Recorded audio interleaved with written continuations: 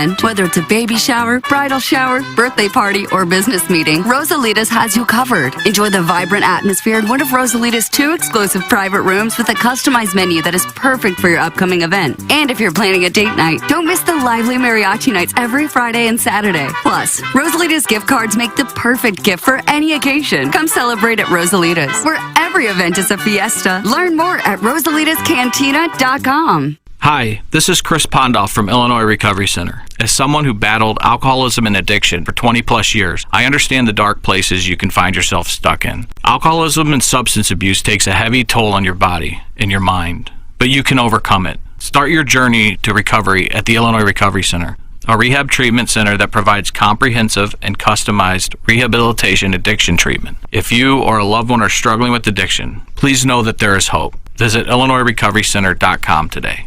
There's nothing more important than the look and feel of your home. So now's the time to make your home your retreat. Replace your tired old windows and doors with Marvin replacement products designed to improve comfort and efficiency. Fisher Window and Door Store, a reputable local company, will guide you through the entire replacement process. Their experts will help you make the right choice for your home, and they'll measure, design, and install your new windows and doors. Hi, I'm Jim Fisher. Since 1941, the Fisher family has provided you with quality American-made building products, including Marvin Windows and Doors. Come visit one of our showrooms in Brentwood or East Alton, and let us help you increase the value of your home. Bring that distinct sense of quality to every room with Marvin.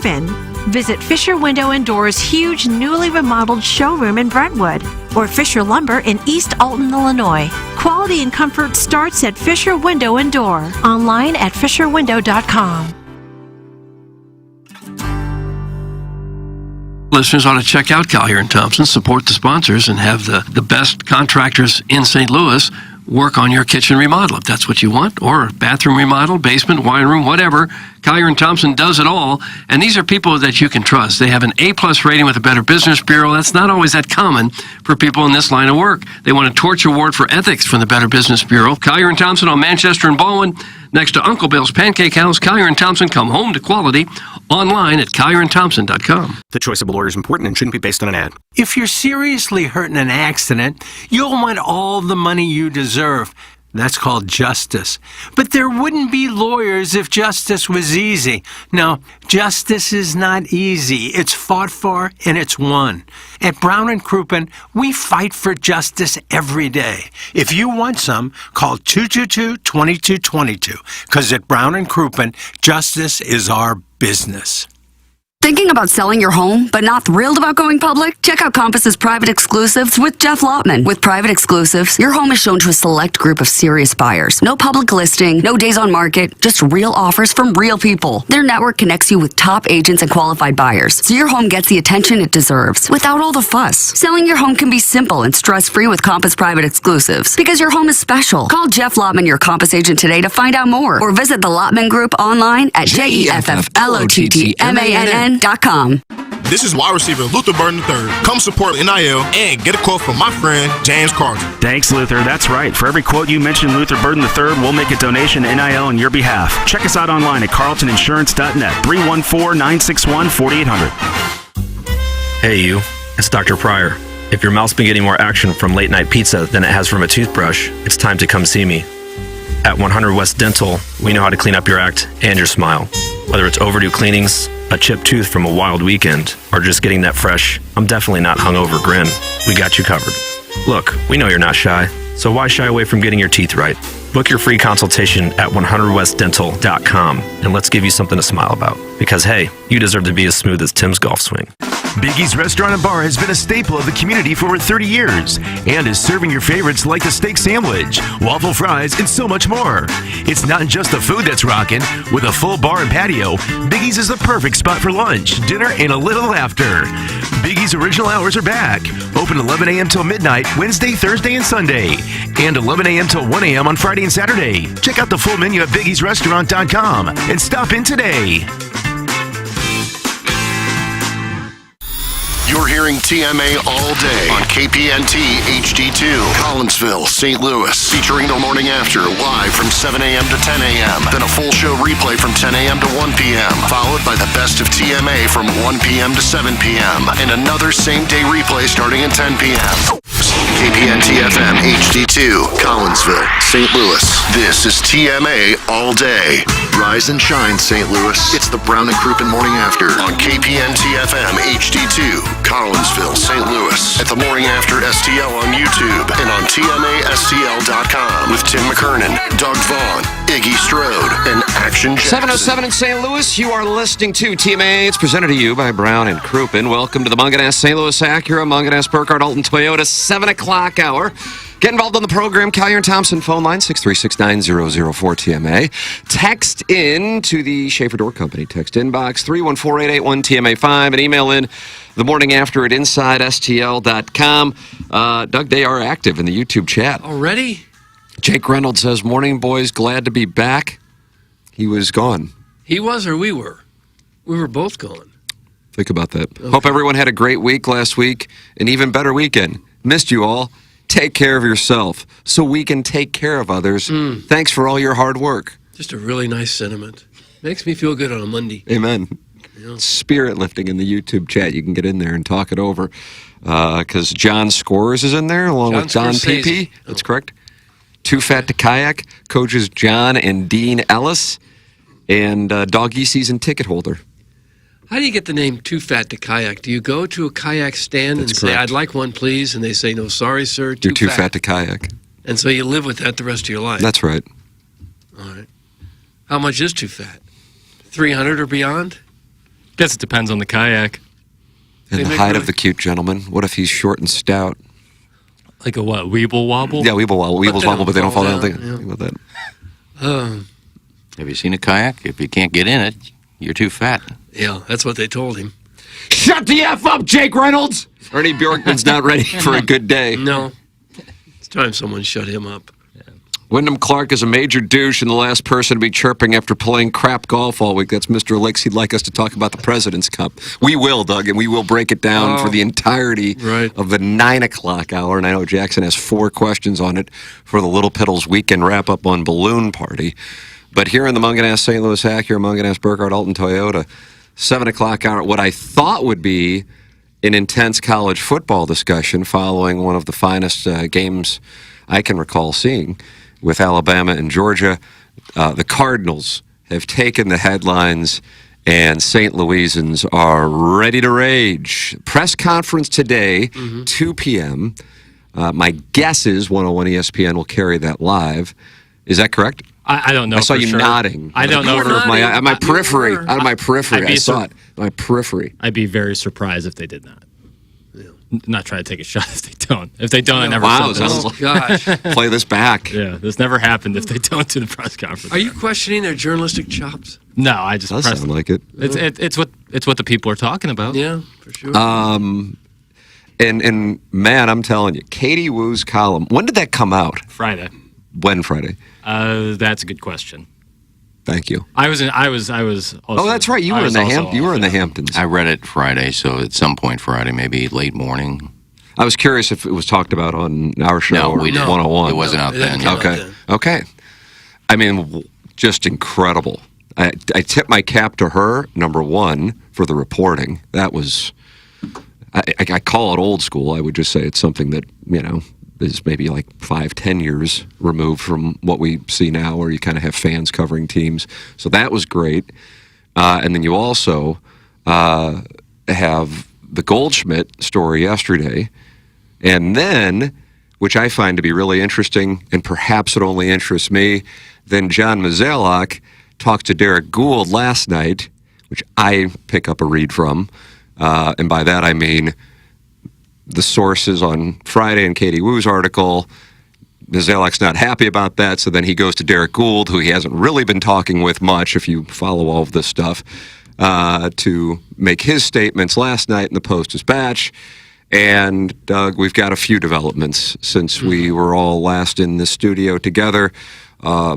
Acknowledgement of all hell breaking loose behind the scenes with the Cardinals with regard to their financial management.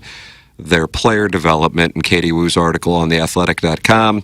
And then Paul Goldschmidt not coming back next year. That's Sunday afternoon. And then John Mozeliak telling Derek Gould that he will be back as president of baseball operations and Ali Marmol will be back as manager. That's in the Post-Dispatch. Sweet mother of mercy. We have anarchy and fans are banty roosters. I can't wait for 2 o'clock today when the chairman, not Kurt or Stephen Wildwood, not Chairman Fred Ridley at Augusta National, but rather Chairman Bill DeWitt Jr., who hasn't really been all that present in front of the media this year, will lead the press conference at Busch Stadium. Well, I hope we hear talk of some real change and not just fancy word salad about developmental organizational improvements up and down the line. Of course, everybody wants to do that. You just really want to see them map out more of a step-by-step plan, maybe involving real significant change. And maybe that's what we get. I kind of doubt it. I think when the dust is settled, I think we'll have the same people in charge and a couple of... Well, I mean, that's what they're reporting. Yeah. So that's not... And we'll have a couple of big-name, veteran, high-salaried players probably on their way out. I think that's the change that we're going to get. And that is what the story was yesterday, is that, and this is in The Athletic, Paul Goldschmidt and the Cardinals will part ways. Per Katie Woo yesterday, the Cardinals are expected to part ways with Paul Goldschmidt at the end of the season. And so the Cardinals will end his tenure with the organization. 5 years, $130 million. That expires. And so he will move on. Then Bob Nightingale reports, and he's actually had some stories that have been of note. Bob Nightingale reports that the Brewers are interested in monitoring the situation with Paul Goldschmidt. Meanwhile, in addition to Goldschmidt, Katie Woo writes, per a league source, they will unlikely retain any of their impending free agents, including Andrew Kittredge, Kenyon Middleton, and whether that impacts starting pitchers Lance Lynn and Kyle Gibson remains to be seen. One source indicated a reduction in Major League payroll could be coming, with the club planning extensive upgrades to their minor league system. This could put multiple players' futures into question. Nolan Arenado has 3 years remaining on his 8-year, $260 million deal. Sonny Gray's 3-year, $75 million contract is backloaded. He made just $10 million this season, so there's still $65 million remaining on that. And Wilson Contreras is still owed $54.5 million through 2027. Ryan Helsley also should see a major increase from his $3.8 million this year as he enters his final year of arbitration. So not only do you have Goldschmidt, Katie Woo, citing a source, says that this now could be leading to a major league payroll reduction, and then cites Arenado, Gray, Contreras, and Helsley. I think they almost have to do that, and I hope they do. I hope they go ahead. I'm a little confused with how they used Goldschmidt over the last few weeks of the season, because he played almost every day. I would have thought they would have taken the last month or so to look at Baker to see if he's really got anything, because he was put up huge numbers in Memphis, but they didn't. And when they didn't, I thought, well, maybe Goldschmidt's coming back. But now they played him every day, and now he's apparently not coming back. Well, you did see a guy yesterday that's probably in the rotation next year. At least they saw him. Yeah, he looked very good. I think they can do without all those veteran players and be just about as good as they are. Maybe not Helsley, because he certainly had a fantastic year. But the others put up largely mediocre numbers, making big bucks with mediocre numbers. Right. If you're not bringing back Goldschmidt, trade Arenado, Gray, and Contreras too. Save that money for when you're closer. Go all young. That's from Larry Thornton. And so, one of the things that John Mozeliak said in Derek Gould's story, and I really recommend reading both Katie Woo's reporting and Derek Gould's reporting with Mozeliak, is that they are now going to allocate dollars toward player development, which has been reduced. And it goes back to COVID, when they didn't replace a number of minor league / player development instructors. And now they were trying to keep the payroll at the major league level higher to compete at the major league level. It obviously did not work. And so now it looks like you're going to have a reallocation of resources. Keep in mind, all running parallel to question marks in the near term, and then how it impacts the long term with regard to the television revenue. So you're going to potentially see a reduction in revenue, all while there may have a reduction in expenses at the payroll at the major league level.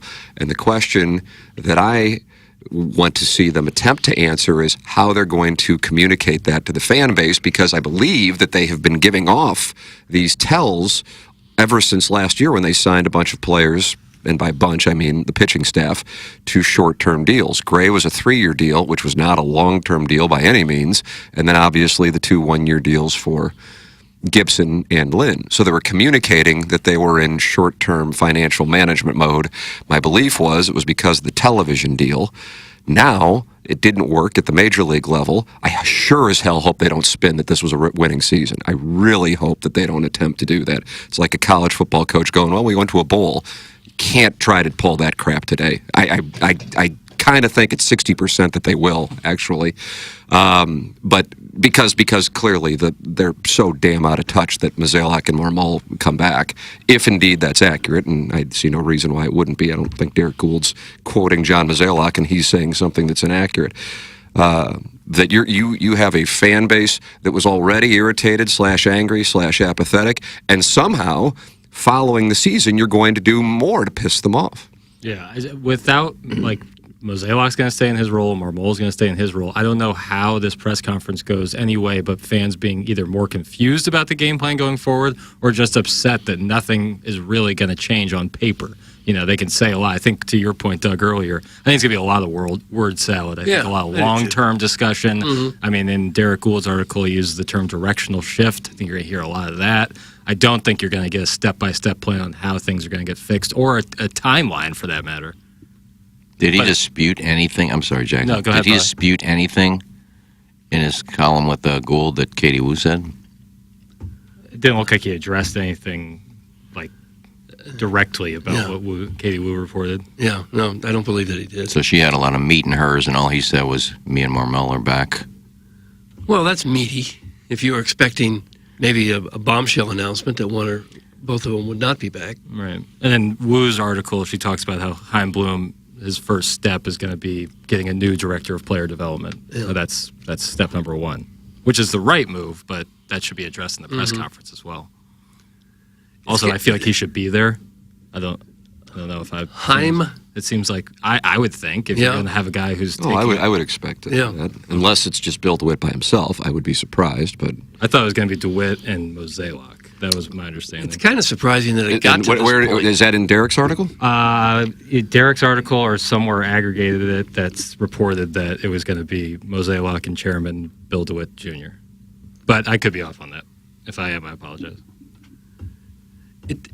To me, it's surprising that it ever got to this point about we slacked off on our player development. I mean, what organization does that, thinking it's a good idea? That's been the Cardinal thing for decades, is developing players and not having to go out and spend a fortune on free agents late in their career. So why would they think that not having qualified coaches and plenty of them at the low minor league levels would pay off? I think that might be a reflection on the TV situation, the question mark of I don't know, money. Man. This started years ago, according to that article. Well, if it came back with COVID, you're under Bally's at that point, and you don't have attendance. So I don't know, maybe that would have something to do with it, where you need to get fans in the stands, so you spend more on the major league level.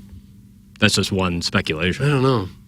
Or at least something that explains it, because if you're right, other than that, what would explain that kind of move? You talk about spending on free agents, like, what did Contreras get, $80-some-odd million? That could go a long way towards hiring more coaches and scouts. Yeah. I mean, you just don't sign one guy and you've replenished the whole department, haven't you? Yeah, they had 5 instructors. I think they said the top teams in Major League Baseball anywhere from 15 to 18. Mm-hmm. Cardinals had 5. Yeah. That's barely 1 per minor league team. Yeah. And then we wonder why they stall out at the major league level and then go somewhere else and they perform well.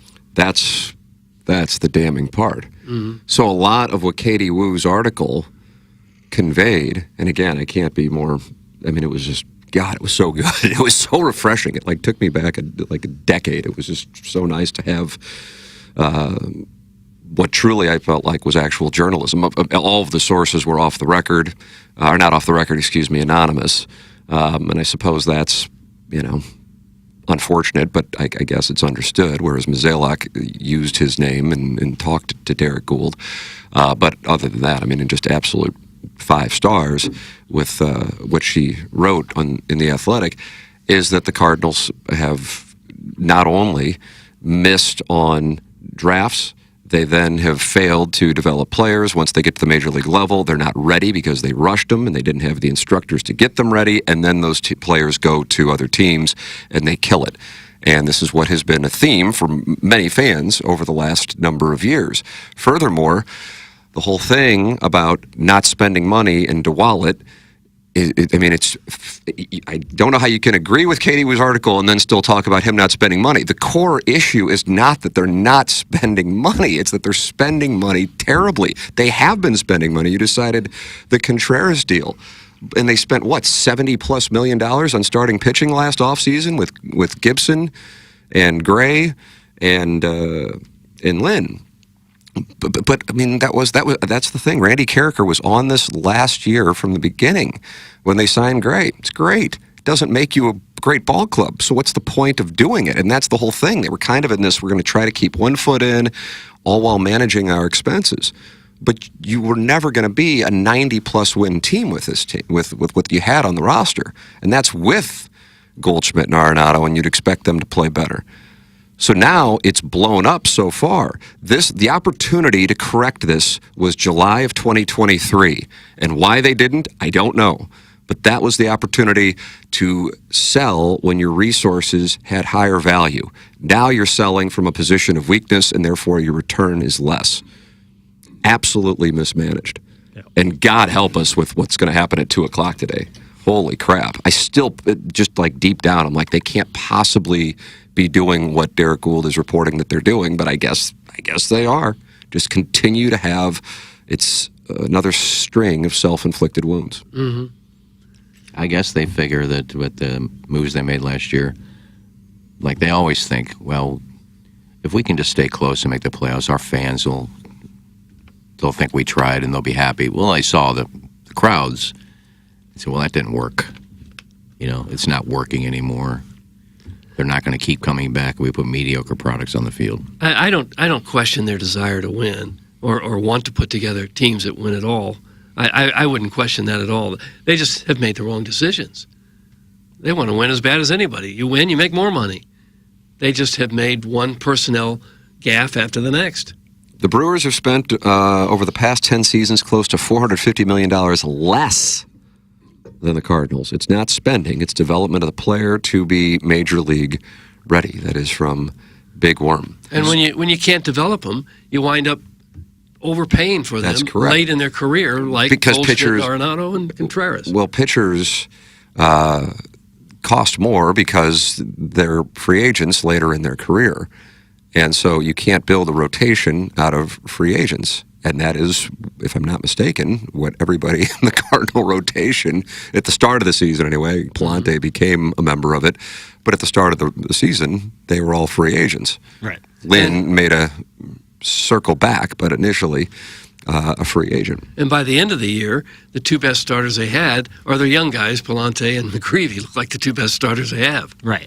Just alone, the fact that you hadn't had pitching talent developed yet to be starters this year cost you $100 million. Sonny Gray and then the 2 $10 million deals for Lynn and Gibson. Now, I think you could maybe justify part of that, but $100 million just set to that, you know, and you still owe Sonny Gray most of that money. That's what's going to hamstring too. Is you lose Paul Goldschmidt's salary, you feel good about that. You make it all up in Sonny Gray, like he makes the difference there, and you're going to have to reduce this out. Yeah, that is true. More. That's the math. Yeah, you're going to be and he's going to be making a ton of money while he gets even older and approaches his mid to late 30s. Well, you probably not going to be as good. You have to develop, or else you're exactly right. You're overpaying for older pitchers who you're going to be paying a lot of that money in their mid to late 30s. That's brutal. Can hamstring a team for years. Manute Bowl Eligible actually has a source that says the biggest announcement today will be the unveiling of a new retro-themed nacho helmet. So that is what the press conference is about. Okay. That's kind of fun. That makes some sense. If it's in a Navy helmet, maybe I'll get on board. Yeah. Would it be smaller portions because it's retro? Or? I think that'd be a bad move. Maybe TNA should carry it live then.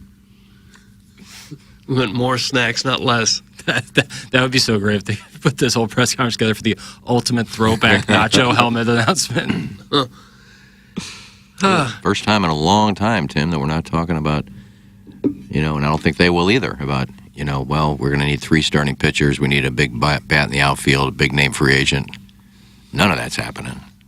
Yeah, it's first time in Bill DeWitt's ownership era.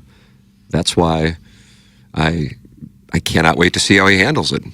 So we're 6-7 hours away from getting a chance to see it. And as expected, 101 ESPN is expected to carry that press conference live, and it's taking place at 2 o'clock. Munganast is the sponsor of our 7 o'clock hour online at stlouisacura.com and altontoyota.com. That's where you can go for new cars. That's where you can go for pre-owned cars. That is where you can work with Jamie Burkhardt and Peter Munganast. And in the service department, Ryan Seiberg. They're the sponsor of our 7 o'clock hour, an official automotive provider of TMA and the Tim McKernan Show podcast. Presenting sponsor of Balloon Party on 101 ESPN. It's Munganast, St. Louis Acura, Munganast, Burkhardt, Alton Toyota online at stlouisacura.com and altontoyota.com. Doug, we've got a title sponsor, and their name's Brown & Crouppen. That's who they are. If you've been injured, they can help. If you have a potential personal injury case, Brown & Crouppen is a local law firm here to serve you. See a lot of commercials on TV with the national guys want to come in and represent you. But Brown & Crouppen being local, that's an important factor. They know the other lawyers. They know the judges. They know how the court system works in St. Louis. They've been doing it here since 1979. They're just the best guys to have on your team when you need them. Here's how it works. You give them a call. They'll give you a free evaluation of the case. You'll talk it over on the phone, or you can go down there in person, talk over your case. If they decide it's a good idea to move forward, they work on a contingency basis. No upfront costs at all to you. If you don't get paid, they don't get paid. And Brown & Crouppen has won more than $1 billion in compensation for their clients. They've grown to become one of the largest personal injury firms in the entire Midwest, now with more than 250 legal professionals standing by there to help you. If you think you may need Brown & Crouppen services, give them a call, 314-222-2222, or you go to brownandcrouppen.com and make sure you let them know you heard about it here on TMA. The choice of a lawyer is an important decision and should not be based solely on advertising. Past results are no guarantee of future results, and every case is different and must be judged on its own accord. Email in for our Design Air Heating and Cooling email of the day. Kevin Miller and Buck Swope, Doug, separated by 1. A win by Buck Swope creates a showdown tomorrow on October 1st for the month of September. That would be incredible. Mm-hmm. It'd be bigger news even than this Cardinal news conference. I agree with you. We'll have journalistic folks from all over the Midwest here covering it if this should happen. I agree with you. We need to clear out room for the satellite trucks. Oh, lived through that before. Good morning. Design Air is the sponsor of the email today. They're online at designairservice.com. Hey, that's Seth Goldcamp, and he's 4th generation. His great-grandfather started the business, and if you run into any issues with your HVAC system, you go to designairservice.com, and they will be out there quick, fast, and in a hurry. Doug's a client, Iggy's a client, I'm a client as well. Why don't you become a client at Design Air Heating and Cooling? It's designairservice.com, official HVAC provider of TMA and the Tim McKernan Show podcast, and sponsor of our email of the day, which you can send yours in at the morning after at InsideSTL.com. It's Design Air Heating and Cooling online at designairservice.com. And you should probably think about it. Okay. What are you thinking?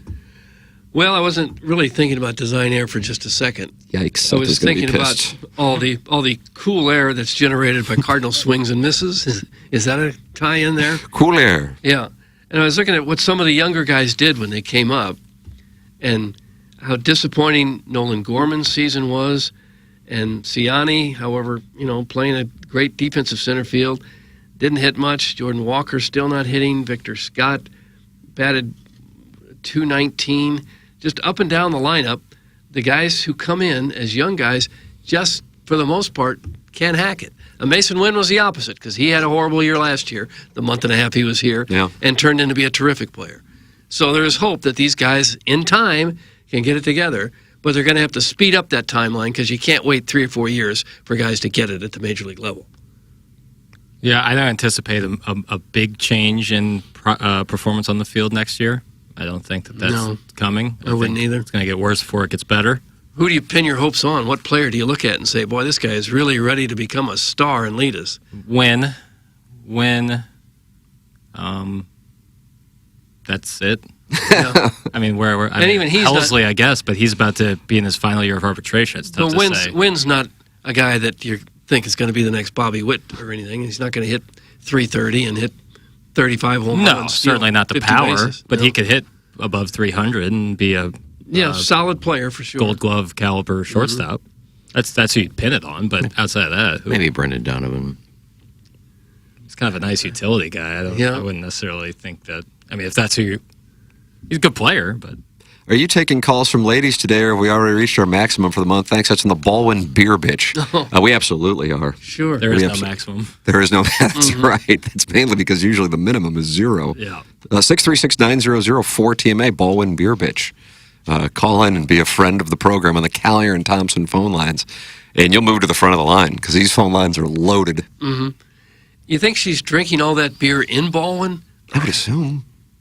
Are going elsewhere to drink? Just has a truckload shipped to her in Baldwin? Maybe she's doing the shipping. Oh, she could be a distributor herself. Yeah. Oh, well, that's some money then. Mm-hmm. Yeah, that's a good gig if you can get it. Maybe she's drinking our Banty Brew. Be a good beer to drink. Yeah. Available to Salt and Smoke and Friar Tuck's. That'd be 2 more B's in that name. Mm-hmm. The Banty Brew Baldwin Beer Bitch. Man, alliteration's fun, isn't it? It is a good time. Especially when your ball club's struggling. These are not the halcyon days. We had halcyon days. I saw somewhere yesterday that they have Ryan Helsley as the leader for the Cy Young. Oh, I don't think so. I don't think so either, but they put up the numbers and they had... Who's they? Chris Sale was, 18-3? Right. With an ERA under 3. Yeah, I didn't understand. I didn't agree with Where'd you see this? On Twitter somewhere, somebody put up something where it had analytics and had all the numbers and leaders for the Cy Young, and it had Ryan Helsley 1. I said, well, that can't I'm going be to right. Bovada right now to see if they got the awards. I think Tarek Skubal is probably going to win in the American League. And probably I think they had him second for some reason. I think they had Sales second behind Helsley. Nurse, see if my nurse is available with these awards. No. These numbers. No reliever has won it since Eric Gagne of the Dodgers, when he had a perfect, I think it was 55. 2004? 3 or 4, yeah. He had like 55 straight successful saves. Yeah, no award odds on Bovada. Drat, I say. Huh. Well, he had a good year. Yeah. He was a shining star and a bunch of crap. It's probably the time to trade him because you could get something for him. And how long do relievers usually last? Maybe a couple years? Yeah. Closers anyway. And you'd have to pay him next offseason. Mm-hmm. Really pay him. You have to pay him this offseason too. But if you let Goldschmidt go and find trade partners for Gray and maybe Contreras, possibly Arenado, man, you're saving tens of millions of dollars. I think the actual math might be 9 figures. Yeah. I mean, again, talking about all of those. The good news is Michaelis and Matz are under contract, and so you're probably in a position to get a sick return there. Yeah. Well, Matz never gets hurt, so that you can always count on him being on the mound. Doug Zach wants to talk it over. That's not the Okay. Baldwin Beer Bitch, unless the Baldwin Beer Bitch is going by the name Zach on the Callier and Thompson phone line. Zach, good morning. Welcome to the show. Morning, gents. Hello, Zach. A lot of energy. Right. Chairman Just, Stephen Wildwood. I know. I'm copying his energy. That was not the right move. Because I am not going to. There is no comparison to Chairman Steve, the greatest caller in TMA. Yeah. But yeah, I was just calling in to also to kind of talk Cardinals and just say that Chaim Bloom's done this before, and I think he's going to do a great job with this rebuild because he did it with the Red Sox, and they cut him loose immediately after. So that's why he's here now. Yeah. I think that he's going to be a great rebuild guy.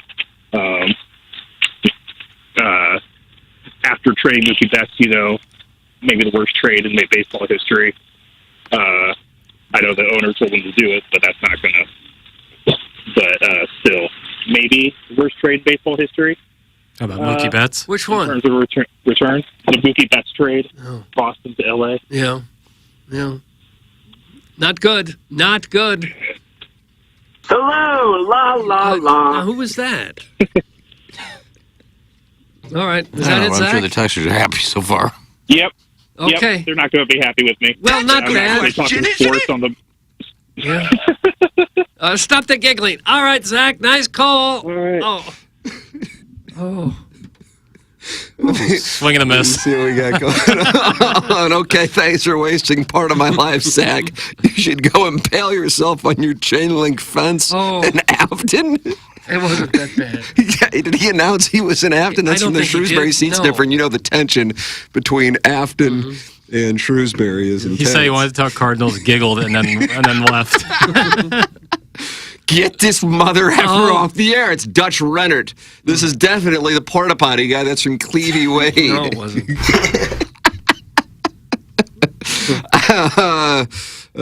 Die. That's from Jackson's Lone Wispy Pube. Does this guy think he's calling KASP? That's from a Newt Bowl eligible. Gasp.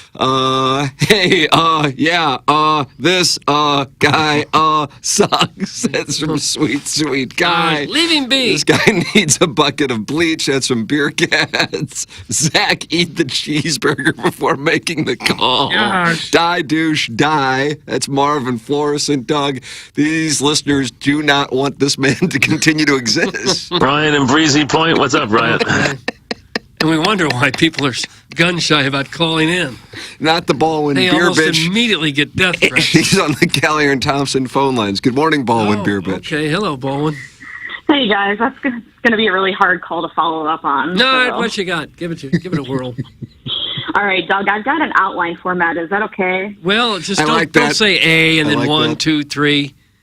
Okay, I'll hold the Roman numerals for myself. So, Okay, thank you. So if you wanted to just berate me, I know you guys were talking about that last week, when Mike Francesa takes calls. Mm-hmm. I'm open to that if you just want to start berating me. So, I was the one that texted in. I actually have an idea. I think multiple people do. I think it would be a great business venture for Dr. Brandon Pryor to do reverse dental cuttings. Reverse dental cucking?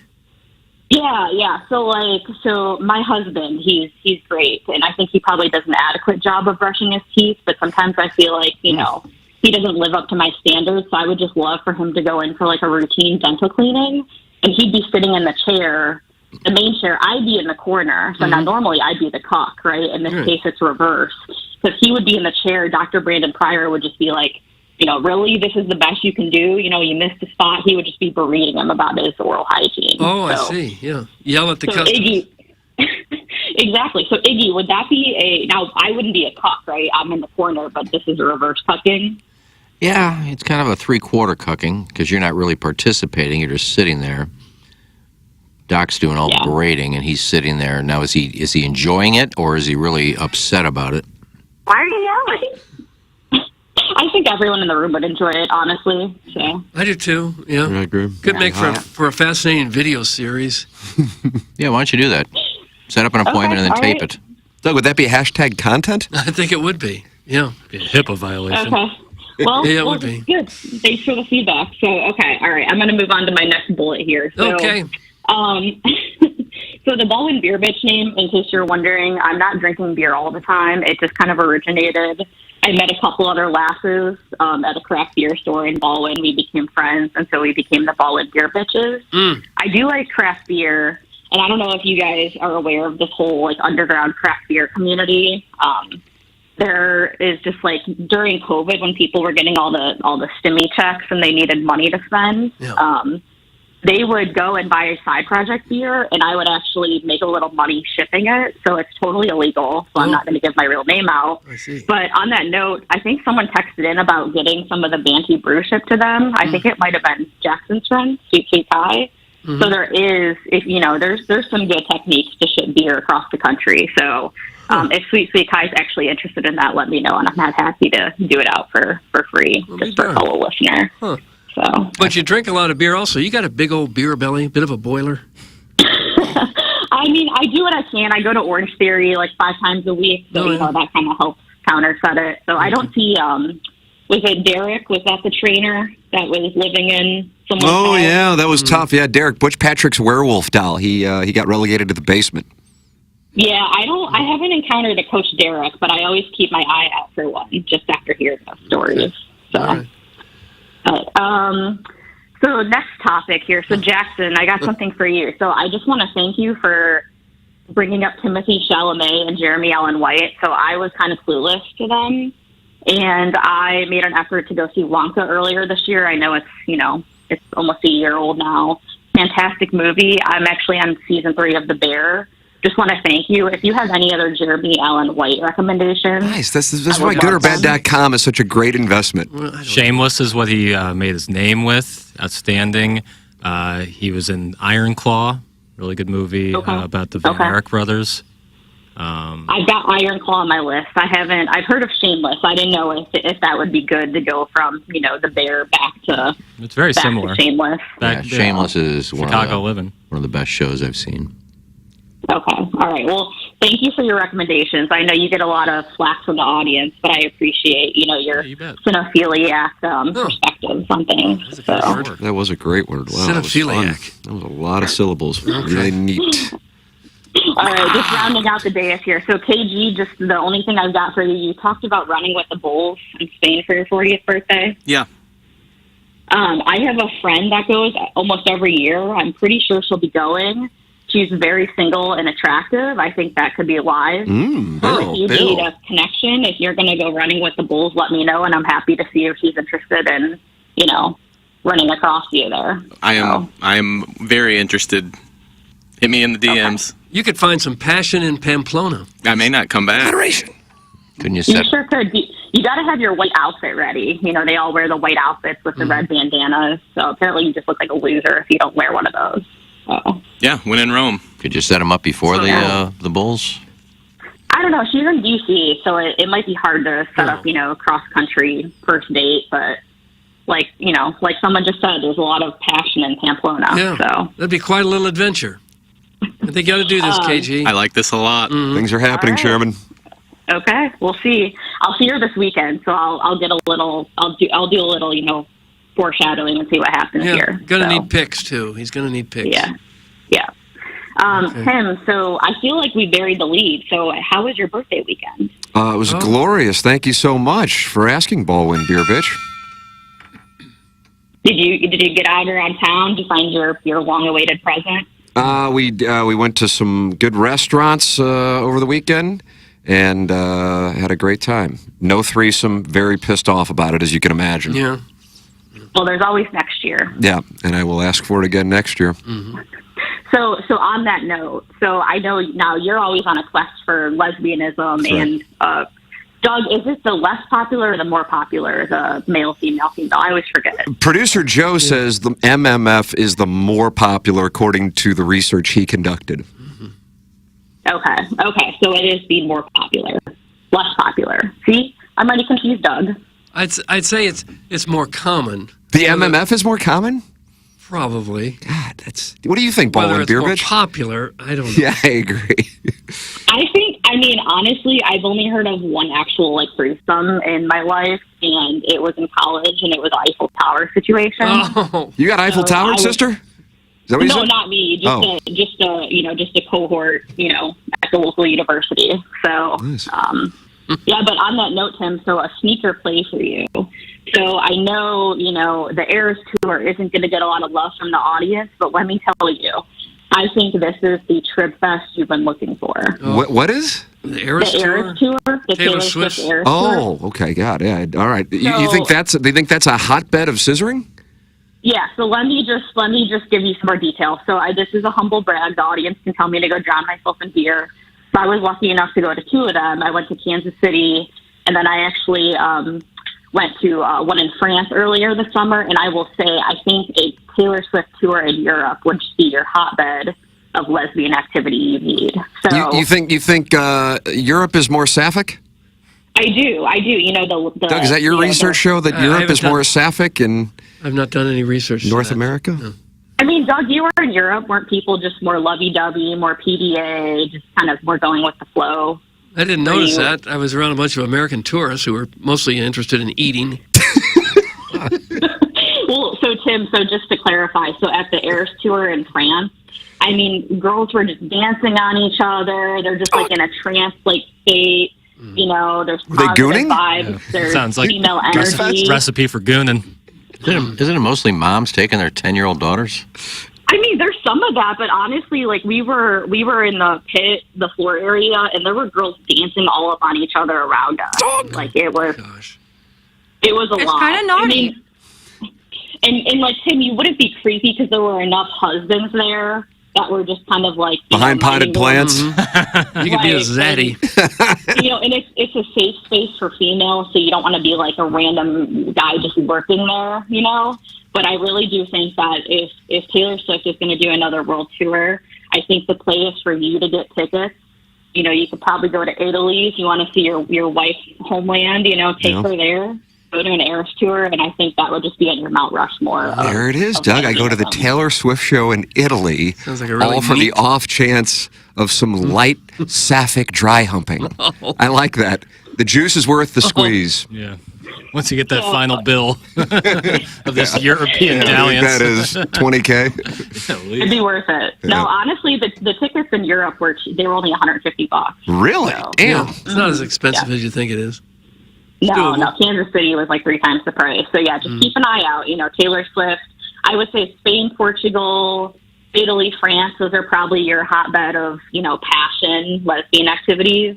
If you go to the Nordic countries, they're more reserved, so you might want to avoid that. I would stick to, you know, Western Europe. So. Okay. So what about Kansas City? Not so much there? No. I mean, it was fun, but there definitely wasn't, you know, girls dancing all over the place on each other, just like in that trance-like state. So, yeah, I would stick to international. Now, just for the record, Jackson's friend Sweet Kai says the girls dancing on each other at a Taylor Swift concert are some big back blue-haired butches. Oh. You can do better than that, Tim. That's from Sweet Kai. Oh.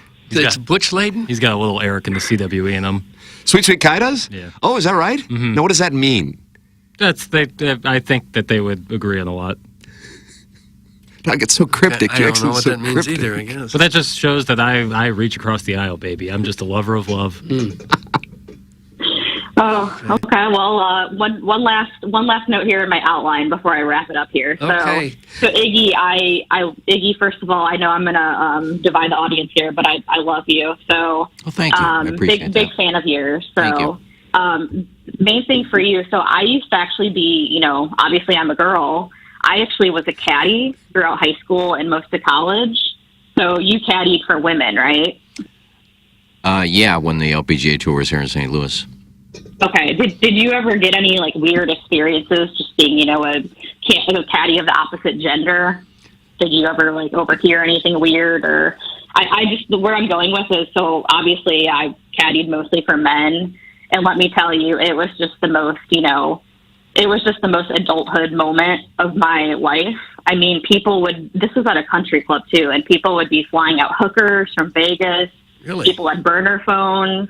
Guys would always make weird comments to me whenever I would clean their golf clubs and balls. They'd always, you know, say like, "Oh, make sure you get the shaft," you know, "Oh, make sure you get the other ball." Oh. So I don't know if that was just like a normal harassment part of being a girl caddy for mostly males, or if you ever experienced that, being a male caddy for ladies. No, I never heard, because I caddied for mostly, obviously they didn't have their own caddy. They came into town and got a caddy because they weren't making a lot of cuts, so they weren't seeing a lot of action. Probably the weirdest thing was, I forgot what hole it is at Forest Hills, but you got to go from the green through the woods in like a sawdust trail to the next tee box. And it's like 200 yards. And as we're walking, Muffin Spencer Devlin, who was at the time... Who wants that text inbox name? Doug Muffin Spencer Devlin. I remember her. At the time, she was Sounds the like only... Air Davis she Band. was the only known lesbian. She had come out as a lesbian because she had said, if I ever win a tournament, I will be the first person to kiss my girlfriend or my wife or whatever on the 18th green. And as we're walking, they're like, I don't know, 10 yards in front of us. And she just stops, lifts her leg, and just... Oh, she goes, Shakira Sanders gets paid. And here comes the farting story. She goes, it beat it. Congratulations. She goes, sorry back there. And I said, God, that's unladylike. You said that to Muffin?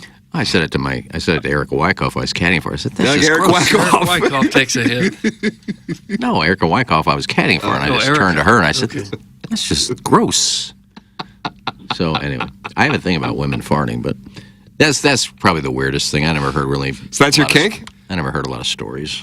Is that the answer you were looking for, Baldwin? I mean, I can't say I've ever caddied for farting lesbians, but that's certainly an interesting story. So yeah, I'm going to go ahead and wrap it up here. You know, I'm sure the death threats are coming in. So on that note, I just want to say, you know, tie it up with some positive life advice. Pull TMA Walrus #1. Mm-hmm. So I had applied for the Chick Evans scholarship. I did not get it. I was super disappointed.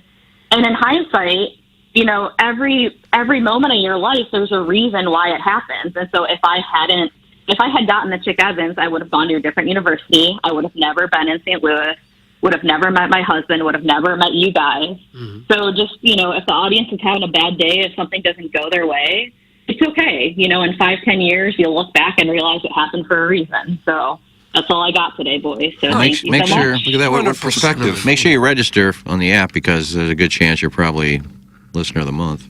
Yeah, Milagro Tequila, Listener of the Month. Today's the final day to enter, Baldwin Beer Bitch. I did. I know. I just have to beat out that fake lesbian that called in Friday. So. Oh, she's fake now? I gotta tell. Nothing against. Really? You know, I'm all for other women calling in, but yeah, I do think she's fake. So. Really? Jackson, you got to read that she's fake? Did she call back? Did she call in again Friday? Yeah, she called in Friday when you and Tim were And what was out, the tell that she's a fake lesbian? Well, so she kind of had she had a go-to, so she brought up dental dams, which none of the deists knew about except for Liv Maddox. Yeah. And I then certainly when there never was heard of that. When there was questioning or just kind of okay, what's next? She kind of just kept going back to the I'm a lesbian dental dam. It seemed like she had kind of rehearsed that bit and then wasn't prepared to kind of take her call into a different direction. So that's just my take on it. Wow, this is Milagro Tequila Listener of the Month competition going on amongst the female listenership, Right. Doug. They're not happy with one another. Should we be starting a game show called Are You a Lesbian? Yeah, I'm with you, Beer Bitch. I thought she was fake, too. Oh. Chairman, you think she's fake? I got her as real. You got her as real. Doug, what about you? I'm unsure, which means I probably think it's fake. Okay. Because most of what we get on this show is fake. Just Well, based Doug, on did you do any more research on dental dams over I the didn't. weekend? You know, it slipped my mind as soon as I walked out of the studio. Yeah, she reminded me, and I think I said it Friday, it reminded me of when I was in the AOL chat room pretending to be a female. Put that off. And a lot of times when they would try to out you, they would say, what's a specula? Because it's something, I think it's something with a pap smear or something. Speculum. Speculum. Specula is the You plural. were ready for that answer. Well, because I said she caught me the first time. Oh. The first girl, I said, yeah, guy, get out. Oh. And then I looked it up, and You were ready next I had that answer next time I was ready. So I think she kind of dug into what that was, but then couldn't answer any questions after that. You should make a lesbian study guide. How to fake being a lesbian. Forward by Muffin Spencer Devlin. I think she was somehow related to Bruce Devlin, I think. That segment was actually on the skeleton right before the show. Iggy, it was about you. The segment from Friday?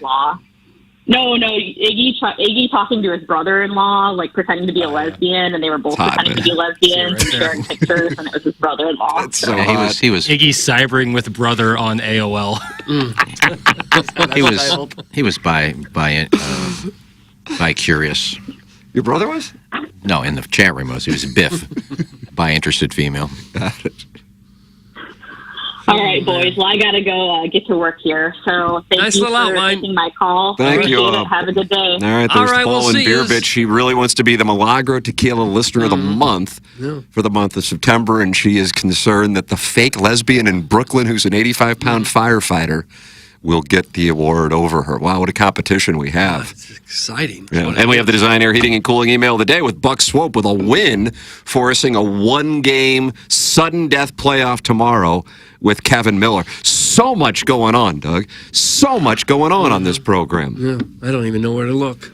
Well, you can look at Mr. Lix's text. He's not impressed with what he just heard, so he won't be voting for. No. Shocker, someone in Baldwin drinks beer, likes to be berated, and has a husband who doesn't clean his teeth fully. That's from Mr. Lix. So he is not on board with the Baldwin beer. That's not what Baldwin's known for. Baldwin's known for traffic on Manchester Road. Yeah, I think so. And Munganest. Yeah, that's Baldwin, yeah. Guys, I feel like I just got home from the longest day ever at work and had to listen to my wife's long, drawn-out, random rambling about the dumbest crap ever that I can't even pretend to care about. And no matter how many times I mutter, and don't make eye contact, she doesn't get the point and just keeps going and going and going. It's 7:45 in the morning! Jesus! Doug, that's Justin in Columbia. He picks his spots, and then he strikes. Well, he Cobra. I like her call. I liked it. Stuck in a while. She brings high energy, like similar to Zach. Although Zach seemed to be without a plan, she came with both a plan and high energy, and I liked it. I like her calls. She sounds like her hair doesn't go past her ears. That's from Steven Time. He picked up a read on her hairstyle. Yeah. I'm pretty sure BBB equals BBW. That's from Starfish Street. You don't know that. She goes to Orange Theory 5 times a week. Hasn't met Derek, who's the gentleman who stole Butch Patrick's werewolf doll's wife. And didn't get It's refreshing to see rich white women. She didn't get that Chick Evans scholarship, and now she says that led her to the life that she's enjoying now. But perhaps if she had gotten it, she would have married some big tech mogul and be living on a beach in Newport Beach, California right now. Sliding doors, Doug. Sliding doors, Gwyneth Paltrow. This is the reality we have. You better enjoy it while you can. It is interesting to see or to think about how your life would be different if not for one or two major decisions you made along the way. Like where you grew up, the street you grew up on, the friends college that you you choose. Yeah. And I'm pretty sure that Chick Evans is full ride. You know, a lot of these scholarships they give out. Yeah, they're great You won the scholarships. $3,000 scholarship. That's not even enough to buy books. Dawson's Creek only likes her because she solicited movie advice. That's from Little Judy Suckins. Not true. Not true at all. I can smell that sweaty fupa from here. That's from the 636. Gosh. Instead of Orange Theory, she's going to Orange Leaf 3 times a week, focusing on buying off your home in Afton. That's from the Springfield Mud. Why is Afton taking? What's Orange I don't Leaf? know. Real estate website or something? I don't know what that is either. A tea? I mean, it might be. Guys, her stats are 5'2", $185, $40,000 net worth. That's from Long Balls. The listeners are able to dig this information up. Could be worse. Yeah. I'll take it. Jackson simping for the girl caller is so on brand, it's not even funny. Also, that was caller Drew. Nice try, buddy. Call in and give us another history lesson. I dare you. I double dog dare you. Please call in, Drew. I miss your voice. That's Brian Henshin. I like the callers. Almost all of them. Sure. They break things up a little bit. It's like a new member of the day. It's just for, a little bit. Mm-hmm. It's kind of nice. I like them when they bring outlines. I just like the energy. But I like low energy callers too. Do you? Yeah. There's some really good ones. Well, there's some bad ones too. Yeah. No. I thought it was a good call. God, do I miss Spready. I do too. Yeah, he owes us money. He doesn't have He owes me and Iggy like $600 or something. He doesn't have internet, so he can't hear us. What do you think? That's what happened to That's it? what he told us. Probably still calling. I was like, I can help you. Yeah, you do. How about in your car? Unless you have if you have HD2 and no internet, I guess you could. But if you don't have HD2 and you don't have the internet, it's gonna be tough. He's probably still calling 590. Nobody's answering. Who doesn't have the internet in this day and age? Spready did. You'd almost have to, wouldn't you, just to survive? Did you hear some of his calls? I don't know how you could get by without the internet. He just really wanted to watch guys make out, but he wasn't gay. Yeah. And he was going to pay for it. Speaking of 590, I saw Nikki Glazer posted a video of her dad. Her dad likes to play the guitar and likes to sing.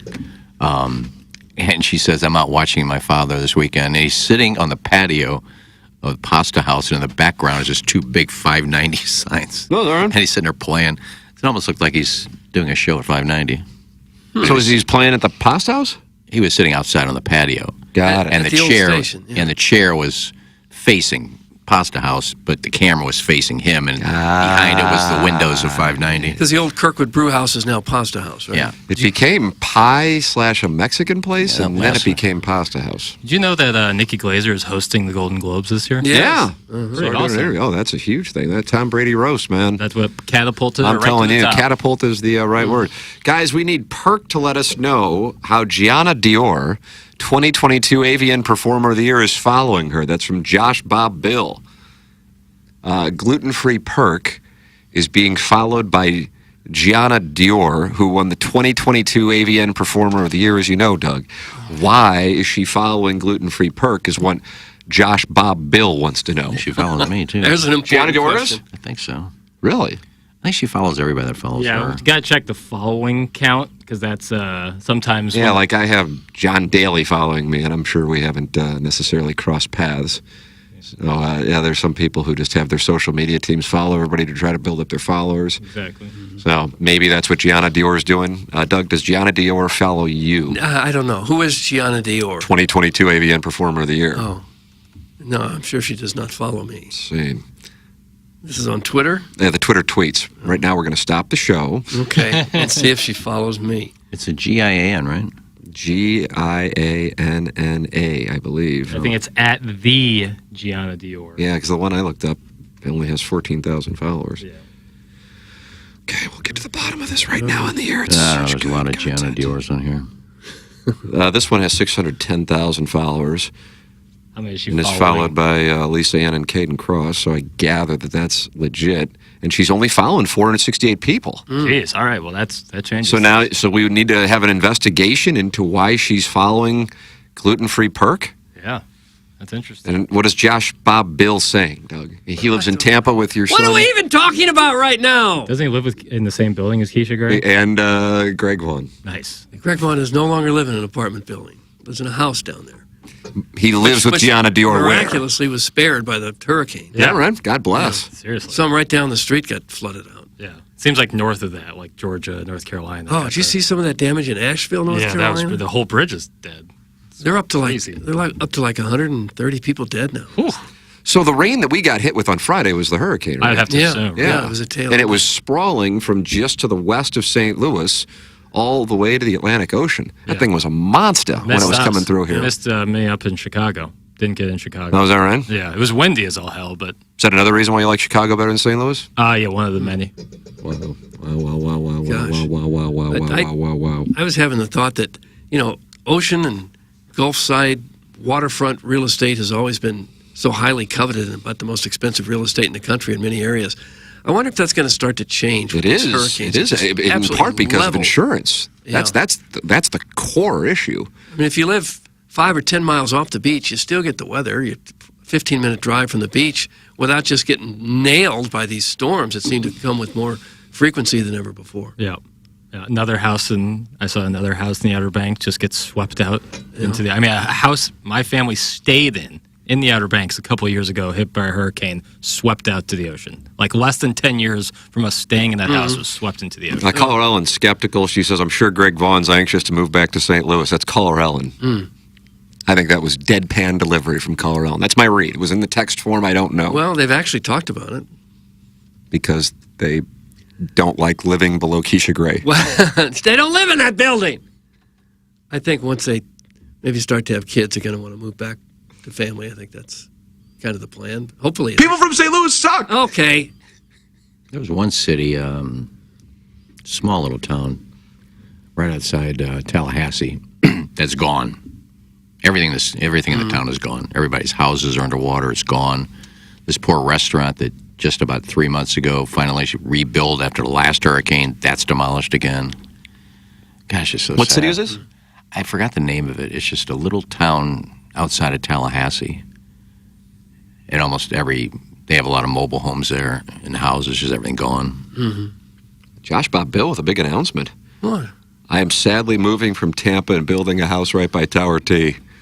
My God, I feel like he just metaphorically sent in the white flag. Plowsy used to get all bent out of shape about homes he did in not Afton. like. Yeah, Plowhawk did not like the developments in Afton by Tower T. So Josh, Bob, Bill, and Plowhawk are now at war, and they don't even know it. You can see these new homes going up in Afton from Tower T. As you stand on the T beyond the fence, those are the $700,000 homes in Afton. That he said, how could there possibly be a $700,000 home in that? Well, they're big houses. That's your set. They're looking good. Yeah. Yeah, they do look nice. Boys, we were just on Anna Maria Island a month ago, and the homeowners told us for a smaller 3-bed, 2-bath house, if you can even get insurance, is close to $1,000 a month. That's from Big Worm. Saying the insurance is that's what I was wondering. I didn't if follow it's that. All in. That's a square deal. Yeah. I assume that he means Big Worm call in 6369004 TMA. 1,000. Yeah, you can imagine the hit the insurance companies are going to take on this one. Right. Well, there's getting out of the business. Yeah, well, but it's all over the Southeast, though, got nailed. Atlanta had record rainfall. Yeah. Greg is moving back for Battlehawks football. That's the reason he's moving back? No, he has not announced he's moving back. They've considered long-term. But if they do, it's because of the Battlehawks and that extra home game with San Antonio now? Yeah, they're huge Battlehawk fans. Real football begins in January. It's easy to follow them in Tampa because they get so much coverage down there. Speaking of wealth, I'm down here vacationing in Branson, but I've noticed that grown men pretend to go on fake fishing trips down here to bang each other in their cabins at the marina. I heard 2 bearded gentlemen going at it all night. Sounded like 2 grizzly bears fighting. That's from caller Buzz. He won the Milagro Tequila Lister of the Month in June Grizzly 2023. bears fighting. Seems like a long way to drive. Just to have gay sex? Yeah, right? Like, couldn't you... Under the auspice of fishing? Oh, don't say auspice. I liked it. I guess you could say you're going to Branson, then just, drive 25 minutes. Well, it's Buzz, another lie with gay tendencies. You think? You sniffed that one out? I sniffed him out a long time ago. Clip that off. Big Worm says that's just insurance.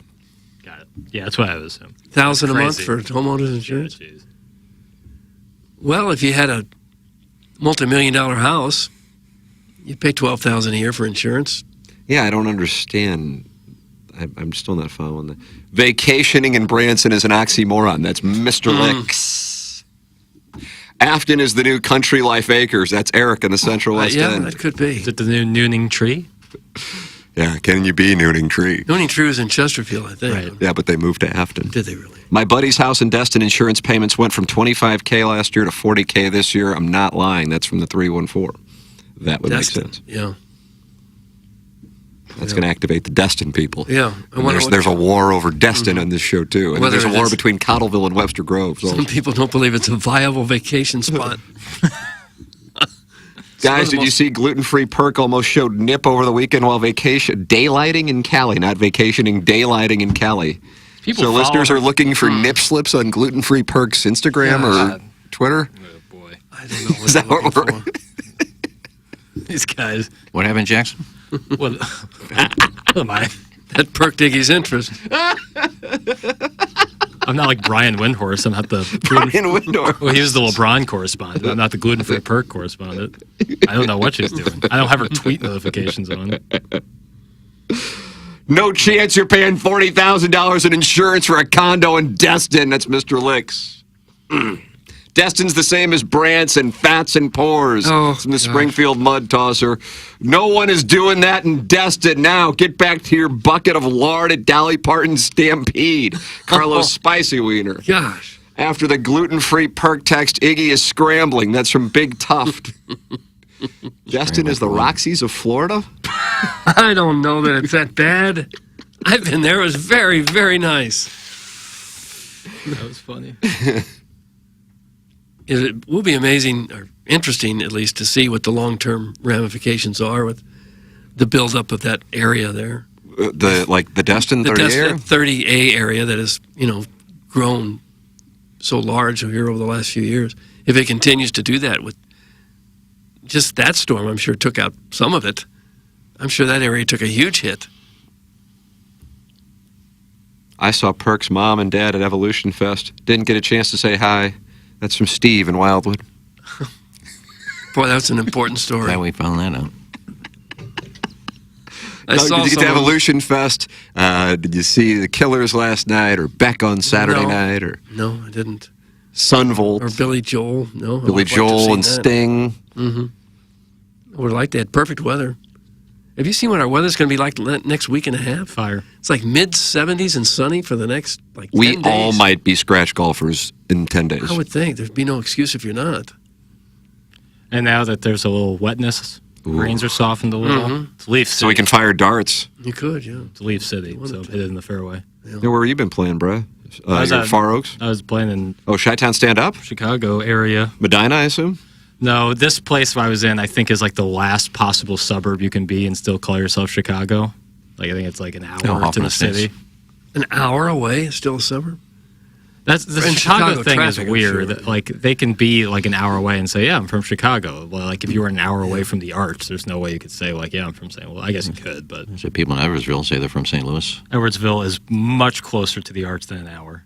It might be closer than some areas that you would definitely consider St. Louis. It's 25, 30 minutes. Billy Joel played a long effing time. He was still going when I got home. That's from Stephen Wildwood. Really? So he could just enjoy Billy Joel from his balcony. Doug, that's why you should move to Well, Oak Park Village. Did they play last night? Yes. Got it. Yeah, It was supposed to be Friday. Right. Got canceled, and then they played last night. Biff texted me Friday afternoon at like 4 o'clock. He said, "Come over tonight and having a party." I said, "Well, for what?" Billy Joel. I said, "Well, it's been canceled till Sunday." What? So did he have a party last night? I don't know. Maybe he did. I'm sure he had people over. I wonder how well you could hear it from there. Chairman Steve, call in. Chairman Steve's considerably closer than Biff. Yeah, I don't know. Considerably. I mean, Well, Chairman Steve can look right down into the field. yeah, Biff's close enough. He's Clear across a street in a parking lot. I'm sure he can hear something. How well you could hear it, I don't know. Billy Joel and Sting. Never been that many old whites in downtown since the VP Fair in 1997. That's from Shakira Sanders. Gosh. Doug, you did not go. No, None of us I on the would've. day. Chairman, did you go to I any of think this? Nope. What'd you do this weekend, Chairman? I had a pretty low-key weekend. It was the first time in a month I wasn't traveling to Columbia, so I just settled in, watched a lot of college football. Great weekend to do it, man. Oh, yeah. Saw that Ole Miss Kentucky game. Yep, watched that one. Watched A&M, did a little scouting. Yeah, I got to watch that. I have it saved to watch. I will go back and watch it. I have to admit, I gave up on Georgia and missed the finish. Oh, no. I was at dinner. We saw the score, and it was 28-0, right? Mm-hmm. And we were out with some friends, and then another friend of ours was at another table and just happened to be at the same place, and then was walking out, and he goes, "This game is unbelievable." And I go, "Which one are you talking about?" I thought it was Penn State, Illinois. That's because it was 7-7 when I last looked at my phone. And he goes, "Well, Georgia's winning now." And I go, "Georgia, you got to be talking about something else." He goes, "No, my buddies are texting. They're going crazy. This is the greatest game ever." And I'm going, "You got to be effing kidding me." I had no idea. So I got up yesterday to rewatch the entire thing. And for real, Paul Feinbaum, who I believe is actually a performer at this point, but hey, that's fine. That's where the money is in our industry. Said he thinks he's been covering the SEC for 40 years, best SEC regular season game he's seen. And I think that actually could be a legitimate case. Best finish, anyway. I mean, Kick six might be it for best finish. That's still a regular season. yeah, game. I mean, yeah, well, back to Georgia and Auburn, and then the next week Auburn and Alabama. I mean, when you think about 1 week of finishes, that was insane. In 2013. Hard to believe that kid's 17 years old. 17, I know. And performing like that on a stage like that, that's amazing. I've never seen a move like that, a bouncing spin move, where you spin, Pirouette. don't lose a mile per hour of speed, Mhm. and both defenders hit each other, and you still move down the field that fast. I've never seen that. And you had the Friday with Miami, Virginia Tech. So you had that on Friday night. And Rutgers is legit, man. I know it sounds, I mean, I don't know if they're like Georgia, Alabama legit, of course, but I'm talking about like the next tier. I think they might be in that category. By the way, super random, but I know there's a good amount of people who went to Indiana in the area. I don't know who's going to beat Indiana. This is super random take, but they're undefeated. Put on the oven mittens. Yeah, I mean, you might as well, because that was the coach who had the press conference. I think his name's Tommy Signetti. Is that the guy from James Madison? Yes. And what was it? Rick Neuheisel was going, "Hey, this is the next Nick Saban. I don't know if he's going to do it in Bloomington, but this guy is a winner, And they're 5-0. They beat Maryland this past weekend. Not to say that that's a great win, but if you look at their schedule, I think the only one that they have is Ohio State. I'm not saying they're going to beat them, but there's a real chance they go 11-1. They got Michigan too. Yeah, I don't know what that is. Michigan's fumble effing around with Minnesota. And they're just scoring points like crazy. Yeah, 77, 42, 52, 42 are their last It's such a games. sneaker play, but like I said, I know a good amount of people. I mean, again, relatively speaking, for a non-Missouri or Illinois or St. Louis U representation of alumni in St. Louis, Indiana's high. I don't know how many people are even paying attention to it because I have no idea why you'd be paying attention to it. But when you look at their schedule, you go, there's a real chance they go 11-1. So you're picking them to win the whole. I have no idea what their Bovada play would be. I always look for just Hail Marys just for the hell of it to have the sweat. Sweat being relative because it'd be a small, long-term play. But and then I think Illinois is live to beat Michigan as well. The issue for Illinois is they have to go to Eugene at the end of the month. But I certainly think Illinois can. I don't know what you saw from Illinois. I went back and watched that as well yesterday. They can. I mean, if you can hang with Penn State, that game was not a 2-touchdown game. No. A lot of missed field goals in both parts, but that was impressive from Illinois. Indiana's about a plus 3,500 to win the Big Ten. Yeah, I mean, winning the Big Ten would be awfully difficult with Oregon and Ohio State in there. But making the playoff. What happens if they're 11-1? Yeah, it's a real situation. And by the way, Georgia going 9-3 is not off the table, as great as they are. So then what happens in that spot? A lot to discuss with regard to college football. We have the Cardinals situation, as we discussed for the first 40 minutes of the program. Got to hear from the Baldwin Beer Bitch, Doug. We sure did. And Zach really put his stamp on the program in the Munganess 7 o'clock hour. We'll have the Fisher Window and Door Store 8 o'clock hour coming up. This is TMA, presented to you by Brown & Crouppen. KPNT-FM HD2, Collinsville, St. Louis. This is TMA All Day. Looking for the perfect spot for your next private event? Whether it's a baby shower, bridal shower, birthday party, or business meeting, Rosalita's has you covered. Enjoy the vibrant atmosphere in one of Rosalita's 2 exclusive private rooms with a customized menu that is perfect for your upcoming event. And if you're planning a date night, don't miss the lively mariachi nights every Friday and Saturday. Plus, Rosalita's gift cards make the perfect gift for any occasion. Come celebrate at Rosalita's, where every event is a fiesta. Learn more at rosalitascantina.com. If you talk to someone who has had a kitchen remodel, say, from Collier & Thompson, they'd probably love to show it to you and say, look what our place looks like now. Collier & Thompson does it, and they do it right. Also, football season is here. You might want to update that man cave. Nothing better than sitting in a comfortable man cave, and Collier & Thompson can make it look like the best place in your house. You want an appliance? Maybe an appliance for the holidays. You're thinking about that. They've got the top brand names. They got Bosch, Thermador, Wolf, Sub-Zero. Got them all. Old Stacy is the appliance guy. He'll do you right. Matthew and Eric are the appliance installers. Also, they are looking to hire some lead contractors. If that is your line of work and you'd like to work for the best company in town that does this sort of stuff, Collier & Thompson is the one to look for. They've got almost everything, and it's all right there in-house. No need to go to 5 or 8 different places to remodel one room. With Collier & Thompson, the countertops, appliances, lighting, flooring, hardware, plumbing, electric, you name it, it is all right there in-house. They will take absolutely great care of you. Collier & Thompson on Manchester and Baldwin, next to Uncle Bill's Pancake House. Collier & Thompson, come home to quality. Online at collierandthompson.com.